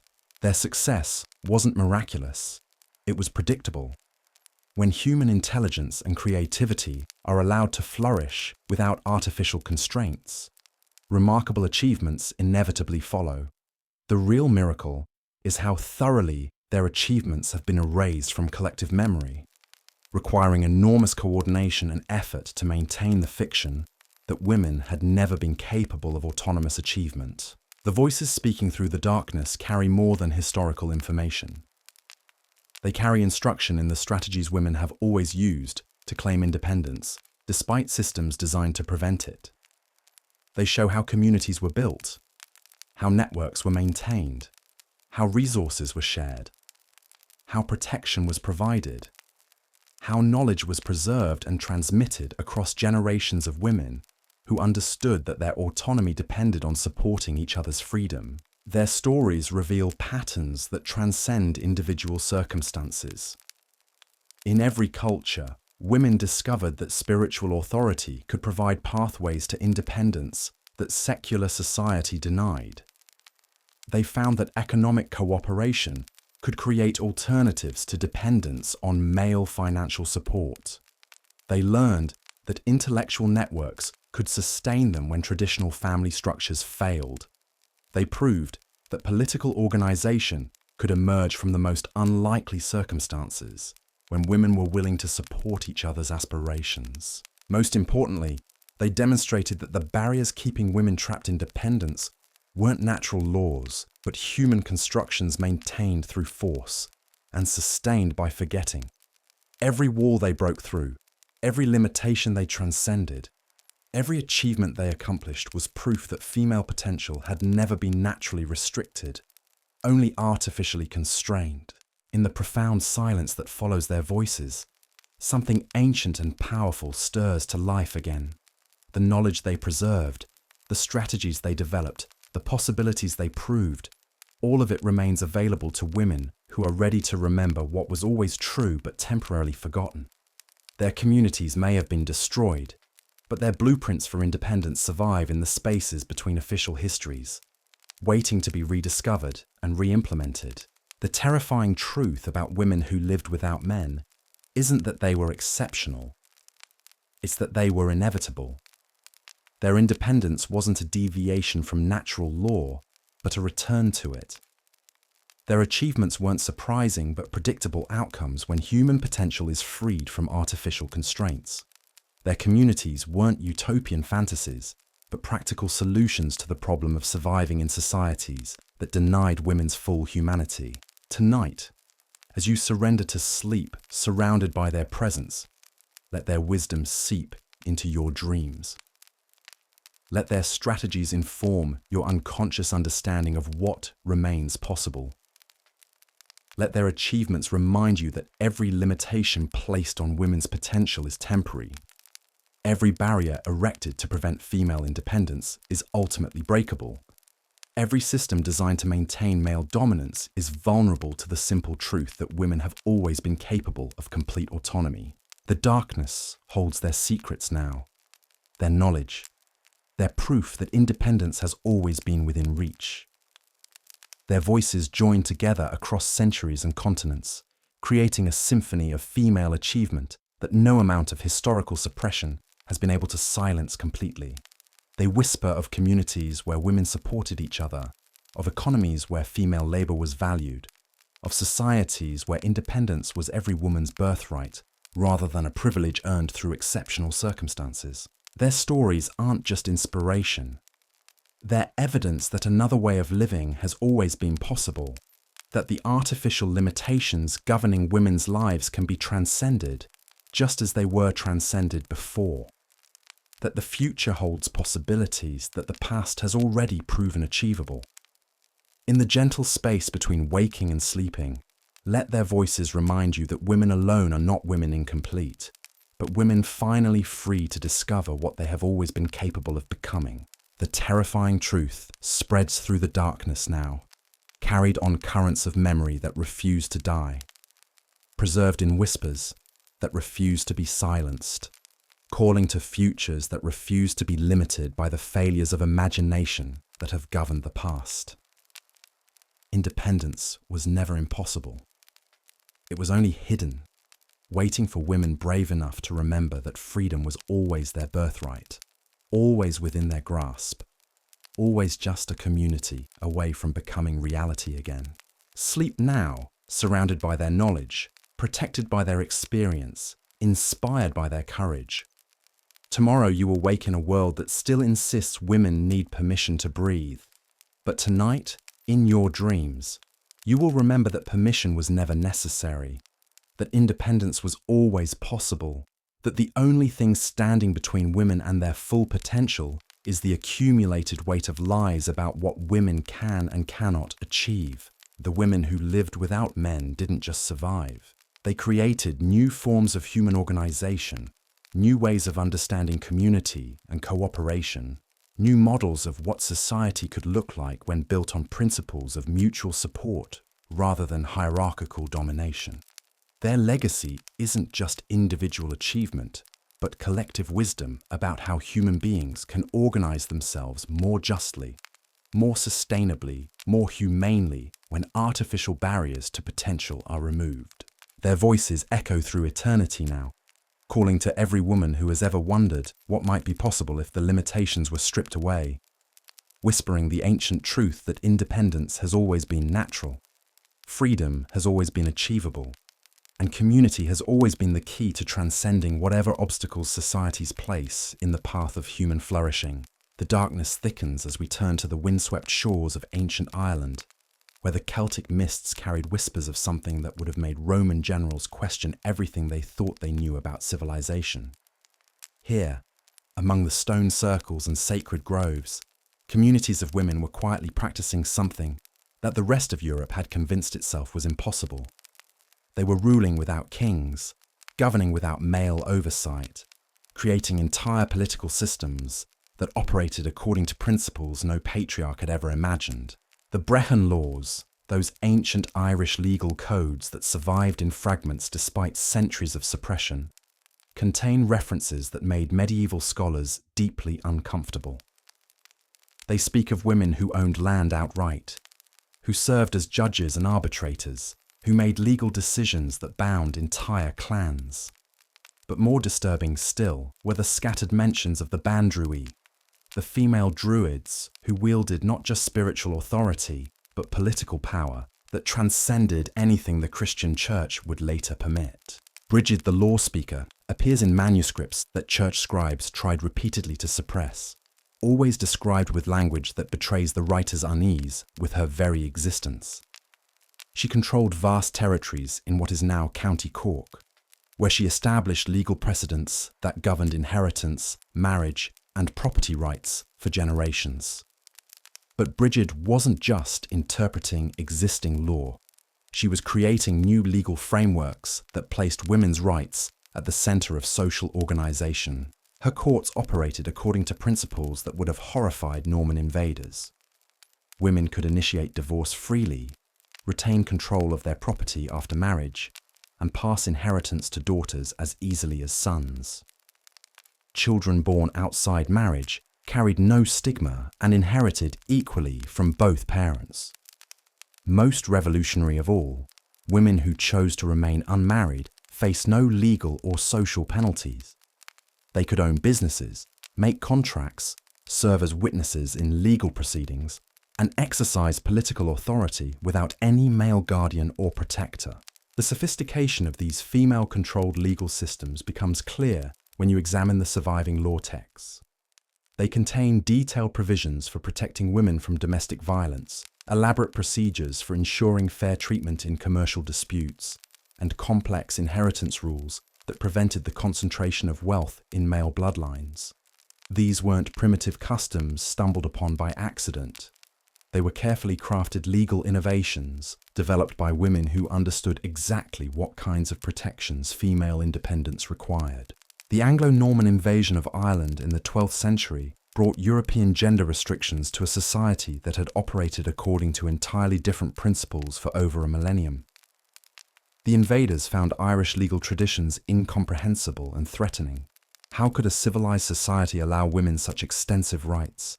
How could political authority function when half the population exercised independent legal standing? The systematic destruction of Brehon law became essential to establishing colonial control, justified as bringing Christian civilization to pagan barbarians, but functioning as gender oppression, masked as legal reform. Within generations, the sophisticated systems of female legal authority that had sustained Irish society for centuries were branded as primitive superstitions incompatible with proper Christian governance. Women who had once served as judges and legal scholars were relegated to supporting roles in male-dominated institutions. The very possibility that women might possess the intellectual capacity for complex legal reasoning became unthinkable, erased so completely that later scholars would question whether such systems had ever existed at all. But even as Irish women were being stripped of their legal authority, similar systems of female governance were flourishing in the most unexpected corners of the world. In the highlands of Ethiopia, among the Oromo people, communities had developed around female councils that controlled everything from resource allocation to conflict resolution. These weren't advisory bodies that made suggestions to male leaders. They were governing institutions where women wielded final authority over decisions that affected entire regions. The Sikhi system, as it was known, operated according to principles that made European colonial administrators profoundly uncomfortable. Senior women, chosen for their wisdom and experience rather than their relationships to men, formed councils that met regularly to address community concerns. They controlled access to grazing lands, mediated disputes between clans, decided questions of war and peace, and established trade relationships with neighbouring peoples. Their authority wasn't symbolic or ceremonial. It was absolute and practical, backed by complex systems of enforcement that operated entirely outside male oversight. What made the Sikhi particularly threatening to outside observers was its efficiency. Communities governed by female councils consistently outperformed those organised around male leadership. They experienced less internal conflict, managed resources more sustainably, maintained better relationships with neighbouring groups, and adapted more successfully to changing circumstances. The women who led these councils weren't struggling to prove their competence. They were demonstrating it so effectively that their success became impossible to ignore or explain away. The Italian occupation of Ethiopia in the 1930s provided the perfect opportunity to dismantle these inconvenient examples of female political authority. Colonial administrators found the Sikhi system incomprehensible and unworkable. How could modern governance function when the people with real decision-making power weren't the men who could be easily identified and controlled? The systematic replacement of female councils with male-dominated colonial structures became a priority, justified as modernization, but functioning as the systematic elimination of women's political autonomy. By the mid-20th century, the traditional Oromo systems of female governance had been largely destroyed, replaced by structures that concentrated authority in male hands and relegated women to purely domestic roles. Once again, sophisticated systems of female political organization were dismissed as primitive customs incompatible with modern civilization. Their achievements erased from official histories to maintain the fiction that women had never possessed the capacity for complex political leadership.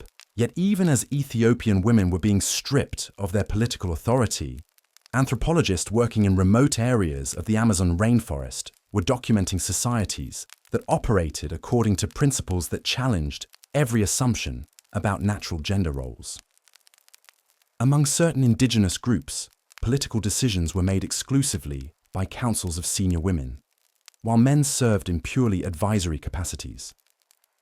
These weren't matriarchal societies that simply reversed traditional power structures. They were communities that had discovered entirely different ways of organizing human relationships around cooperation rather than dominance. The Kayapo women of central Brazil controlled not just domestic affairs, but the fundamental decisions about where communities would settle, which resources would be exploited, how conflicts would be resolved, and what cultural traditions would be preserved or modified.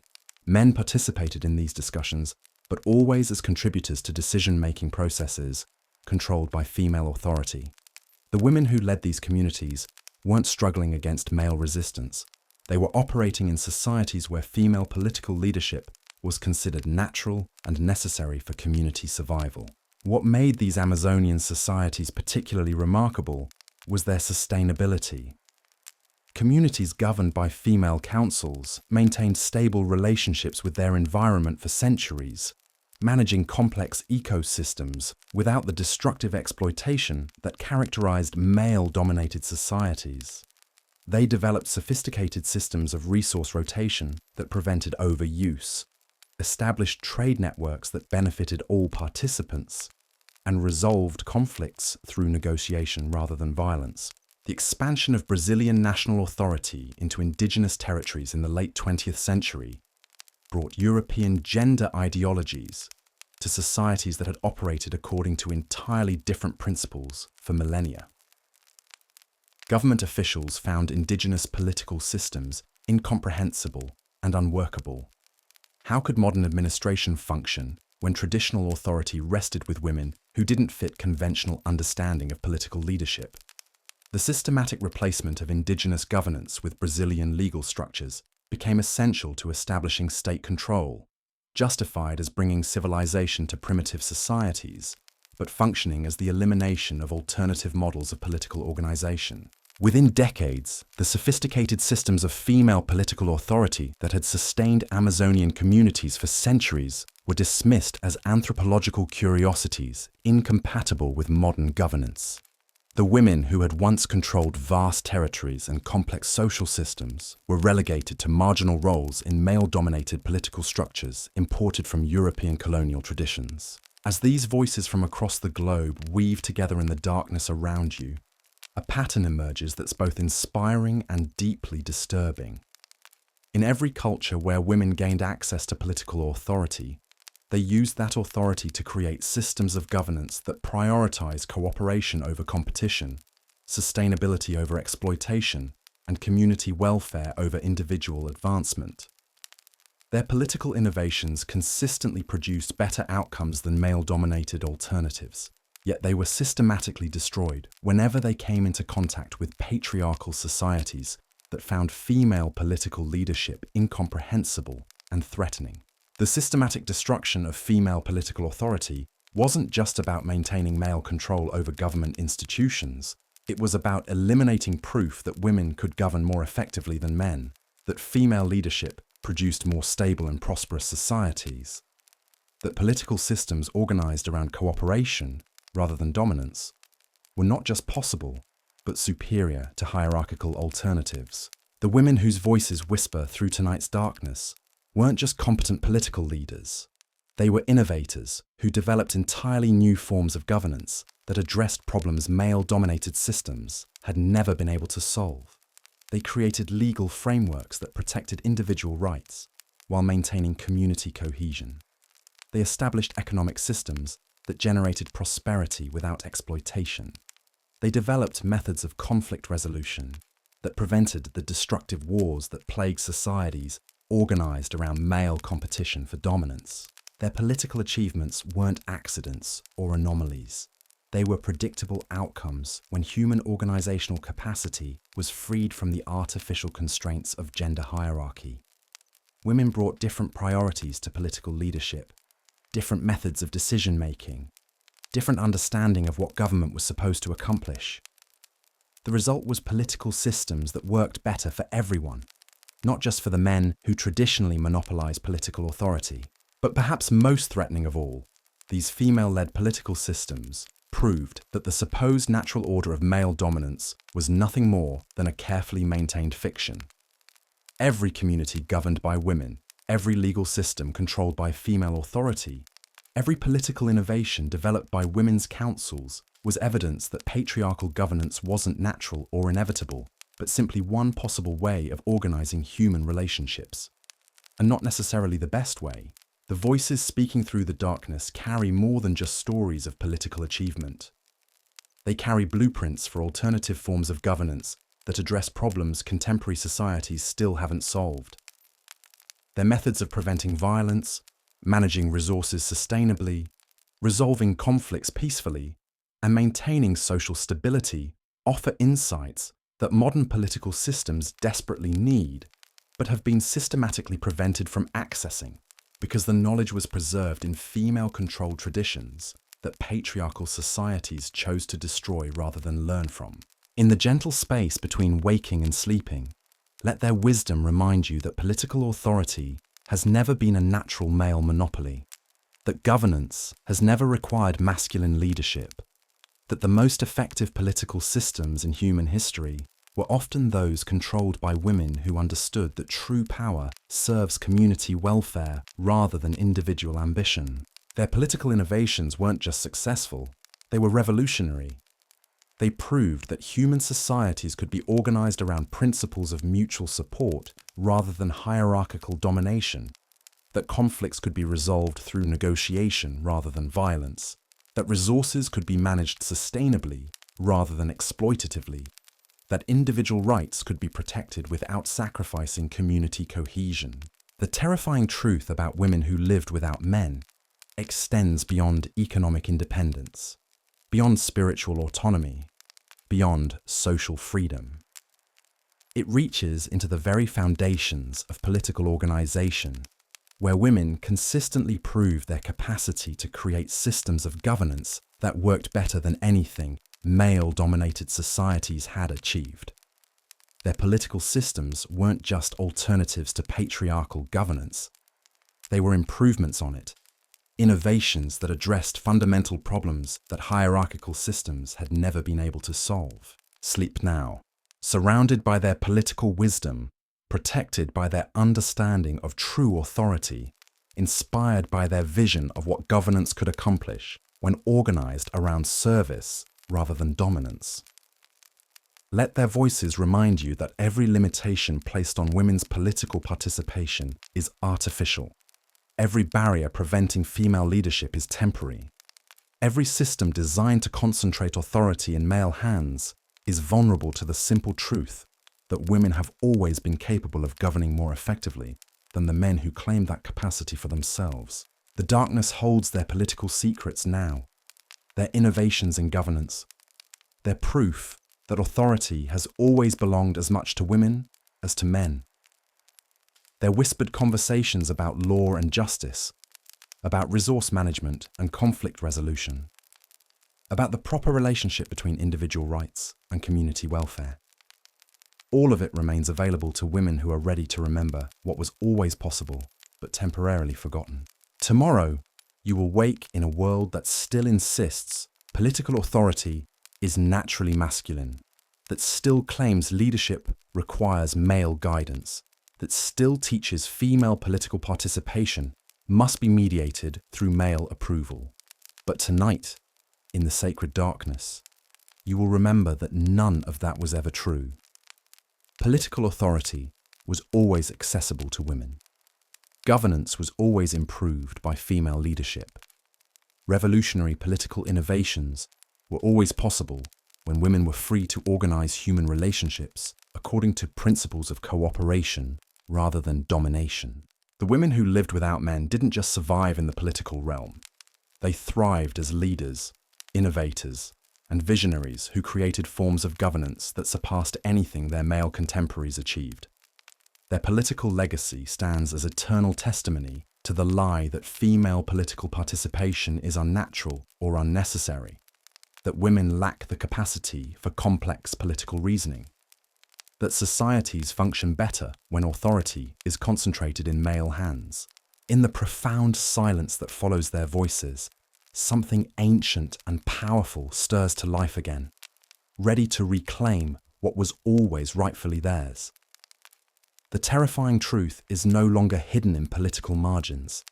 It's here, in the center of understanding, waiting for you to remember that women have always been natural leaders, that female governance has always produced superior outcomes, that the only thing preventing women from transforming political systems is the accumulated weight of lies about what women can and cannot achieve in positions of authority. Their political wisdom spreads through the darkness now, carried on currents of memory that refuse to die, preserved in whispers that refuse to be silenced, calling to futures that refuse to be limited by the failures of political imagination that have governed the past. The knowledge they preserved, the innovations they developed, the possibilities they proved, all of it remains available to women, ready to remember that political authority was always their birthright. always within their reach, always just a community away from transforming the world again. Deep in the forgotten archives of medieval monasteries, hidden beneath layers of dust and deliberate omission, lie records of something that would have made kings tremble and bishops weep. Not tales of miracles or martyrs, but accounting ledgers. Simple, practical records of economic transactions that reveal one of history's most carefully buried secrets. Women weren't just surviving without men. They were building financial empires that dwarfed anything their male contemporaries could imagine. The wool queens of Flanders, as historians now call them, emerged from the same Beguine communities we encountered earlier. But while the spiritual aspects of these women's lives were eventually suppressed and forgotten, their economic innovations spread like wildfire across medieval Europe, creating networks of female-controlled commerce that operated entirely outside traditional guild structures and male oversight. Marguerite the Thread Mistress appears in fragmentary records from 14th century Bruges, described in terms that reveal the scribe's bewilderment at her very existence. She controlled a textile operation that employed over 300 women across 7 cities, managed supply chains that stretched from England to Constantinople, and generated profits that exceeded the annual revenues of most noble houses. Yet Marguerite owned no husband, claimed no noble title, operated under no male guardian's authority. She had created something unprecedented, a multinational corporation run entirely by women. The sophistication of these female economic networks becomes apparent when you examine the surviving contracts and correspondence. These weren't simple cottage industries or local markets. They were complex financial operations involving currency exchange, international credit, sophisticated accounting methods, and risk management strategies that wouldn't look out of place in modern business schools. The women who ran these enterprises weren't stumbling through primitive commerce. They were innovating financial instruments that male merchants wouldn't develop for another century. What made these economic networks particularly threatening wasn't just their size or profitability, it was their independence from existing power structures. Traditional medieval commerce operated through male-controlled guilds that regulated prices, controlled quality, and limited competition. The women's networks bypassed all of this, creating alternative economic systems that operated according to different principles entirely. They shared information freely, collaborated rather than competed, and prioritized long-term sustainability over short-term profit maximization. The guild masters' response was predictably brutal. Women who operated outside official commercial structures were accused of unfair competition, tax evasion, and disruption of natural economic order. Legal cases from across Europe document systematic campaigns to destroy female-controlled businesses through targeted prosecutions, discriminatory regulations, and outright violence. By the 15th century, the sophisticated networks of female commerce that had flourished for 2 centuries had been largely dismantled, their innovations absorbed into male-controlled institutions, their leaders scattered or silenced. But even as European women were being driven from the commercial sphere, similar economic innovations were emerging in the trading cities of the Islamic world, where the practice of purdah had created an unexpected opportunity for female entrepreneurship. The requirement that women conduct business through intermediaries led to the development of sophisticated networks of female agents, brokers, and financiers who wielded enormous economic power while remaining technically invisible to male oversight. Khadija bint Khuwaylid, the Prophet Muhammad's first wife, had established the template centuries earlier, but by the medieval period, her example had inspired entire industries controlled by women who used religious law as a shield economic for independence. The requirement for gender segregation meant that women's commercial activities couldn't be directly supervised by male authorities, creating spaces where female economic innovation could flourish without. These Islamic interference women's commercial networks developed financial instruments that wouldn't appear in European markets for centuries. They created sophisticated credit systems, insurance mechanisms, and international banking relationships that facilitated trade across vast distances. They established merchant houses that operated from Spain to India, controlled shipping routes that connected 3 continents, and accumulated wealth that rivaled the treasuries of caliphs and sultans. The Ottoman Empire's expansion brought European commercial practices to regions that had operated according to different economic principles for centuries. The systematic replacement of traditional Islamic commerce with European-style trade regulations eliminated the legal loopholes that had allowed women to exercise economic authority. Within generations, the sophisticated networks of female Islamic commerce were dismissed as irregular, incompatible with modern commercial practices law. Meanwhile, in the highland valleys of the Andes, indigenous women were developing economic systems that operated according to principles European colonizers found incomprehensible and threatening. Among the Quechua peoples, women controlled not just domestic production, but the fundamental economic decisions about resource allocation, trade relationships, and wealth distribution. These weren't subsistence economies struggling for survival. They were complex commercial systems that generated surplus wealth through sustainable practices that maintained ecological balance while supporting large populations. The Inca Empire had institutionalized these female economic networks, creating administrative systems where women controlled the production and distribution of textiles, ceramics, and agricultural products that formed the backbone of imperial wealth. Spanish adorers found these economic conquest arrangements baffling and unworkable. How could a civilized economy function when the people controlling production weren't the men who could be easily identified and taxed? The systematic destruction of indigenous economic systems became essential to establishing colonial control, justified as bringing Christian civilization to pagan societies, but functioning as the elimination of alternative models of economic organization.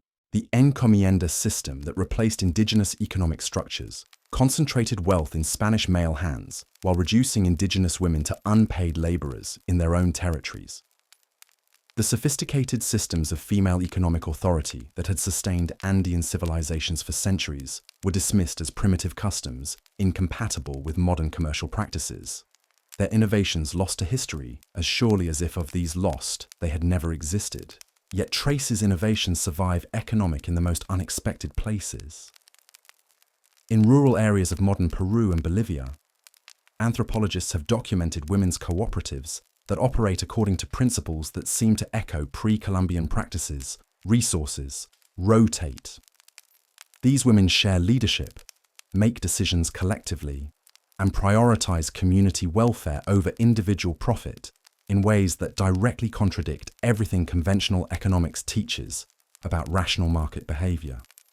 Their success rates exceed those of male-dominated enterprises. Their loan repayment records surpass traditional banks. Their business survival rates defy economic predictions. But perhaps the most sophisticated example of female economic independence emerged in Tokugawa, Japan, where the rigid social hierarchies of feudalism created unexpected opportunities for women to develop parallel-operated entirely economic systems that outside official oversight.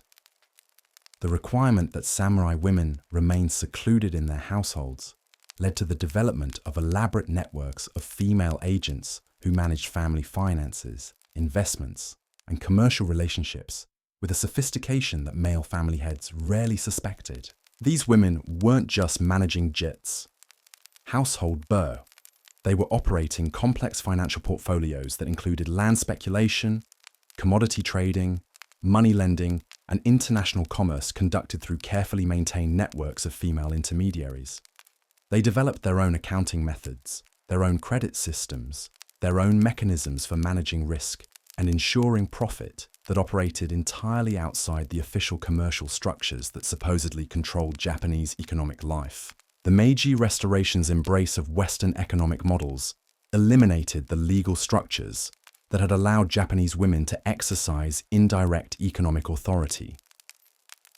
The modernization of Japan required the adoption of European commercial practices that concentrated economic power in male hands and relegated women to purely domestic roles. Once again, sophisticated systems of female economic authority were sacrificed to make a society more acceptable to male-dominated world powers. As these economic voices join the chorus filling tonight's darkness, a pattern emerges that's both inspiring and deeply unsettling. In every culture where women gained access to economic resources, they used those resources to create systems of commerce that prioritize sustainability over exploitation, cooperation over competition, and community welfare over individual accumulation. Their economic innovations consistently produced better outcomes than male-dominated alternatives.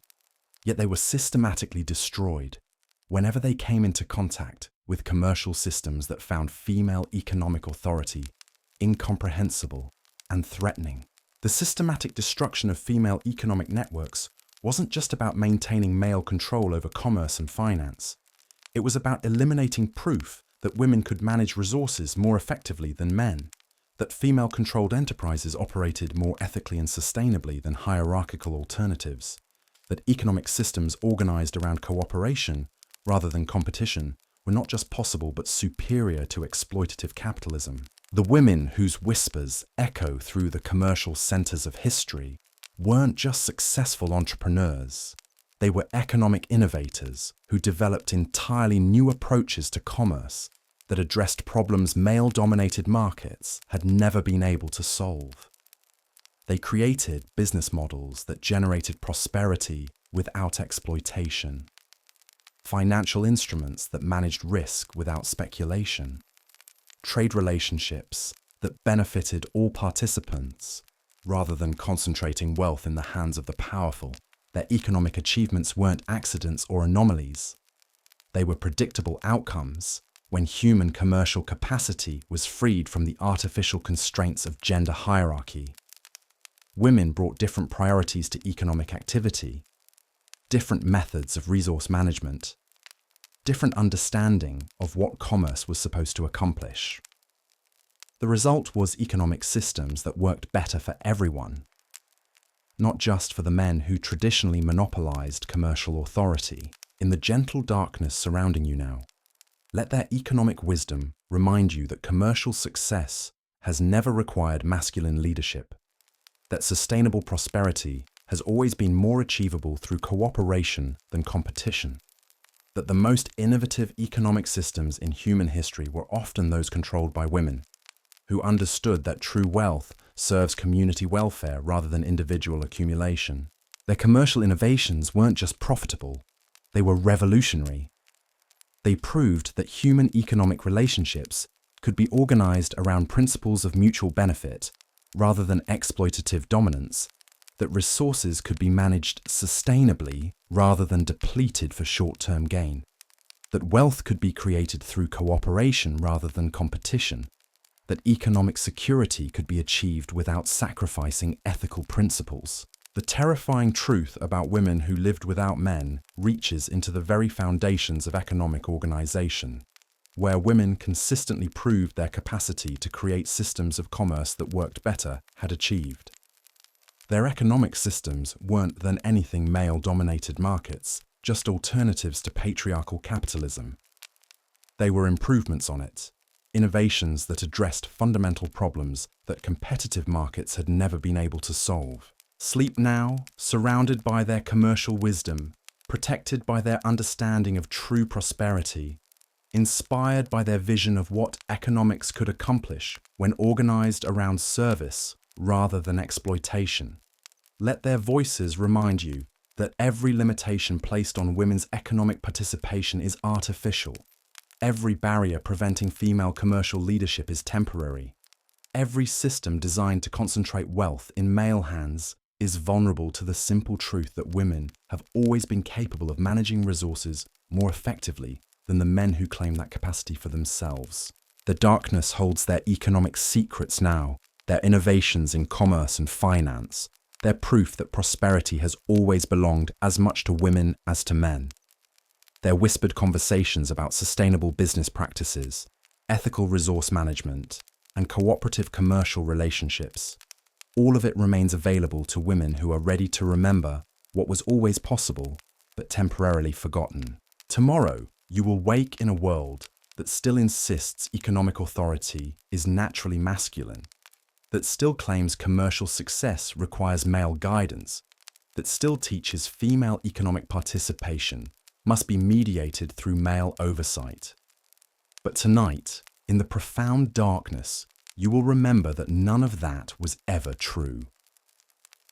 Economic authority was always accessible to women. Commerce was always improved by female leadership.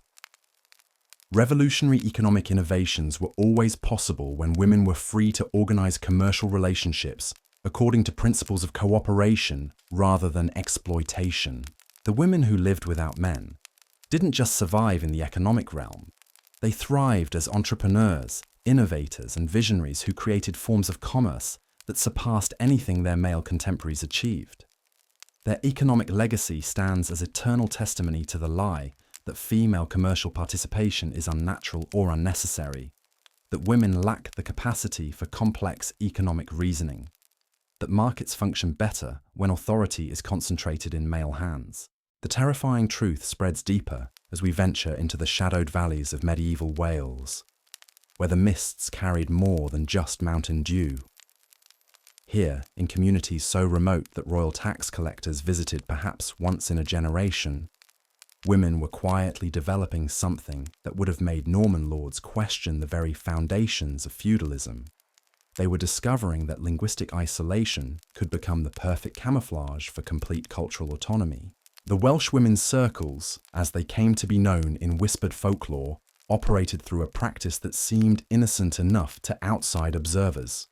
They gathered regularly to share stories, preserve oral traditions, and maintain the ancient Welsh language that Norman conquerors were systematically trying to erase. But these weren't simple social gatherings or nostalgic reminiscences about better times.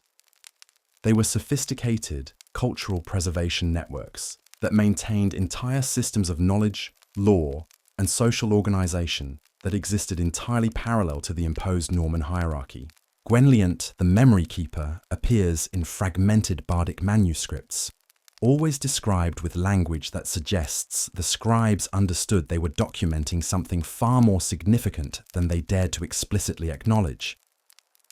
She led a network of women across the Welsh valleys who had assumed responsibility for preserving not just language and stories, but legal precedents, medical knowledge, agricultural techniques, and social customs that predated Norman invasion by centuries. These women weren't just maintaining cultural traditions, they were operating shadow governments that provided their communities with forms of organization and authority that the official Norman administration never suspected existed.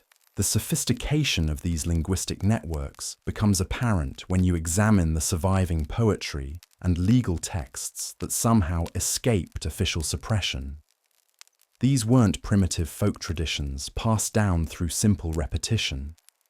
They were complex intellectual systems that encoded sophisticated understanding of jurisprudence, governance, resource management, and social organization within seemingly innocent cultural practices. The women who maintained these traditions weren't just preserving the past. They were actively adapting ancient knowledge to contemporary circumstances, creating hybrid systems of authority that combined Celtic legal principles with practical responses to Norman occupation. What made these cultural networks particularly threatening to Norman authority wasn't their overt resistance to conquest. It was their subtle maintenance of alternative systems of legitimacy that operated entirely outside Norman control. While Norman lords established their authority through military force and royal decree, Welsh women maintained forms of social organisation that derived their legitimacy from cultural continuity and community consensus. They preserved legal traditions that recognised different forms of property ownership, different approaches to conflict resolution, different understanding of individual rights and community obligations. The Edwardian conquest of Wales in the 13th century brought systematic efforts to eliminate these alternative sources of authority. The Welsh language was banned from official use, traditional legal practices were declared invalid, and cultural gatherings were restricted or forbidden entirely. The women who had maintained these parallel systems of authority were specifically targeted, not because they posed military threats, but because their very existence proved that Norman rule was neither necessary nor legitimate in the eyes of the communities they claimed to govern. Within generations, the sophisticated networks of female cultural authority that had sustained Welsh resistance for centuries were scattered and silenced. The knowledge they had preserved was dismissed as primitive superstition, incompatible with civilized governance. The legal traditions they had maintained were branded as barbaric customs that had no place in a Christian kingdom. Once again, women's intellectual and cultural achievements were erased to maintain the fiction that male-dominated authority was the only possible form of legitimate social organization. But even as Welsh women were being stripped of their cultural authority, similar networks were emerging in the most unexpected corners of medieval Europe. In the remote mountain villages of the Pyrenees, communities of women were developing their own approaches to preserving and transmitting knowledge that operated entirely outside the control of both French and Spanish royal authority. These weren't just isolated groups maintaining local customs. They were sophisticated intellectual networks that connected communities across political boundaries, sharing innovations in everything from agricultural techniques to medical practices to social organization. The Basque women's councils that emerged in these mountain communities operated according to principles that would have horrified both French and Spanish administrators had they been aware of their existence. These women controlled not just domestic affairs, but fundamental decisions about land use, resource allocation, and community governance. They maintained their own legal traditions, their own methods of conflict resolution, their own systems of property ownership that had nothing to do with the feudal hierarchies that supposedly governed their territories. Most threatening of all, these women maintained their own language and cultural practices that existed entirely outside the Christian framework that both French and Spanish authorities used to justify their rule. They preserved pre-Christian religious traditions, maintained ancient calendars and seasonal celebrations, and passed down forms of knowledge that had been systematically suppressed in other parts of Europe. Their communities operated as cultural islands, where alternative ways of understanding the world could survive and flourish despite centuries of pressure to conform to dominant Christian European norms. The gradual centralization of royal authority in both France and Spain brought increasing pressure to eliminate these autonomous cultural enclaves. The women who maintained alternative traditions were accused of witchcraft, their practices branded as demonic, their communities targeted for systematic suppression. By the early modern period, the sophisticated networks of female cultural authority that had preserved Basque independence for centuries had been largely destroyed, their knowledge scattered, their leaders silenced or killed. Yet traces of their innovations survive in the most unexpected places. Modern Basque communities still maintain forms of collective decision-making that seem to echo the ancient women's councils. Property ownership patterns in some areas still reflect the egalitarian principles that these women developed centuries ago. Cultural practices that were supposedly eliminated by Christian conversion continue to influence everything from agricultural techniques to social customs to approaches to conflict resolution. But perhaps the most remarkable example of female cultural authority hidden in plain sight emerged in the Jewish communities of medieval Europe, where the practice of gender segregation had created unexpected opportunities for women to develop their own intellectual traditions entirely outside rabbinic oversight. The requirement that women pray separately from men led to the development of parallel religious traditions that operated according to different principles than official Jewish law and practice. The Tekines tradition, as it came to be known, wasn't just a collection of women's prayers translated into vernacular languages. It was a sophisticated theological system that placed female spiritual experience at the center of religious practice. These women weren't just adapting male religious traditions for their own use. They were creating entirely new approaches to spirituality that addressed aspects of human experience that official rabbinic Judaism had largely ignored or dismissed. The women who developed and maintained these traditions weren't rebels operating in secret opposition to established religious authority.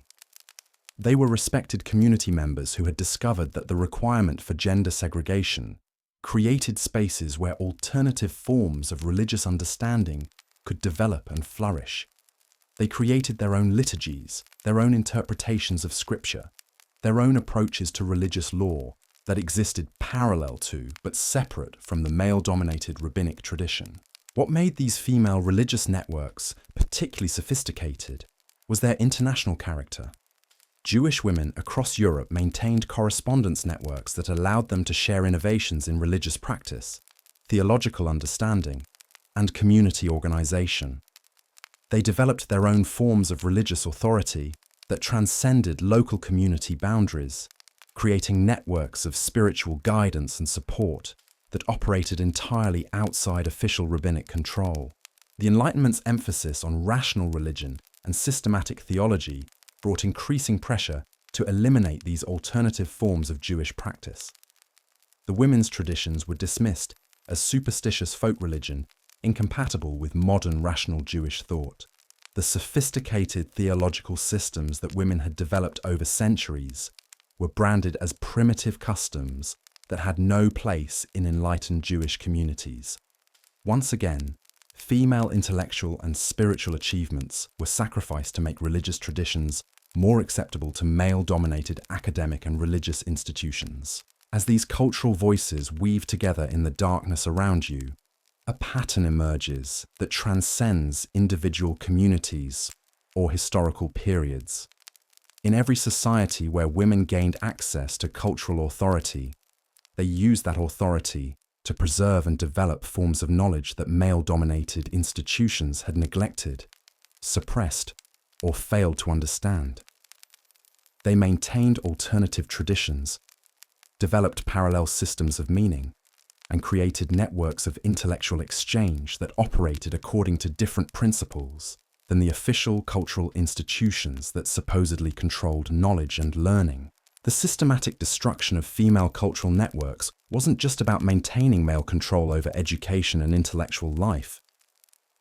It was about eliminating proof that women could preserve and develop knowledge more effectively than male-dominated institutions, that female-controlled cultural traditions were more inclusive and comprehensive than hierarchical alternatives, that intellectual systems organized around cooperation and mutual support were superior to competitive academic structures. The women whose voices whisper through the libraries and scriptoriums of history weren't just competent scholars or talented storytellers.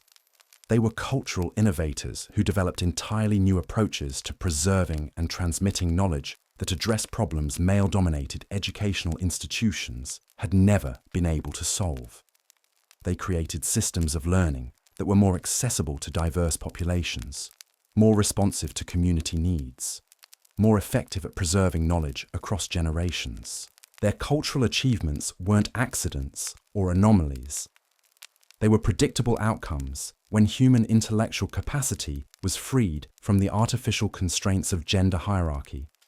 Women brought different priorities to cultural preservation, different methods of knowledge transmission, different understanding of what education was supposed to accomplish. The result was cultural systems that worked better for everyone, not just for the male elites who traditionally monopolized intellectual authority. Sleep now, and let these forgotten voices carry you into dreams where independence was never impossible, where communities of women thrived in every shadow history tried to cast. Tonight, you've walked through centuries of deliberate forgetting, witnessed the systematic erasure of proof that women never needed permission to breathe, to think, to rule, to create worlds of their own making. Tomorrow the world will still whisper its old lies about natural limitations and necessary dependence. But you'll wake carrying something ancient and unbreakable. The knowledge that every barrier was artificial, every restriction temporary, every system of control vulnerable to the simple truth that women have always been complete unto themselves. Sweet dreams.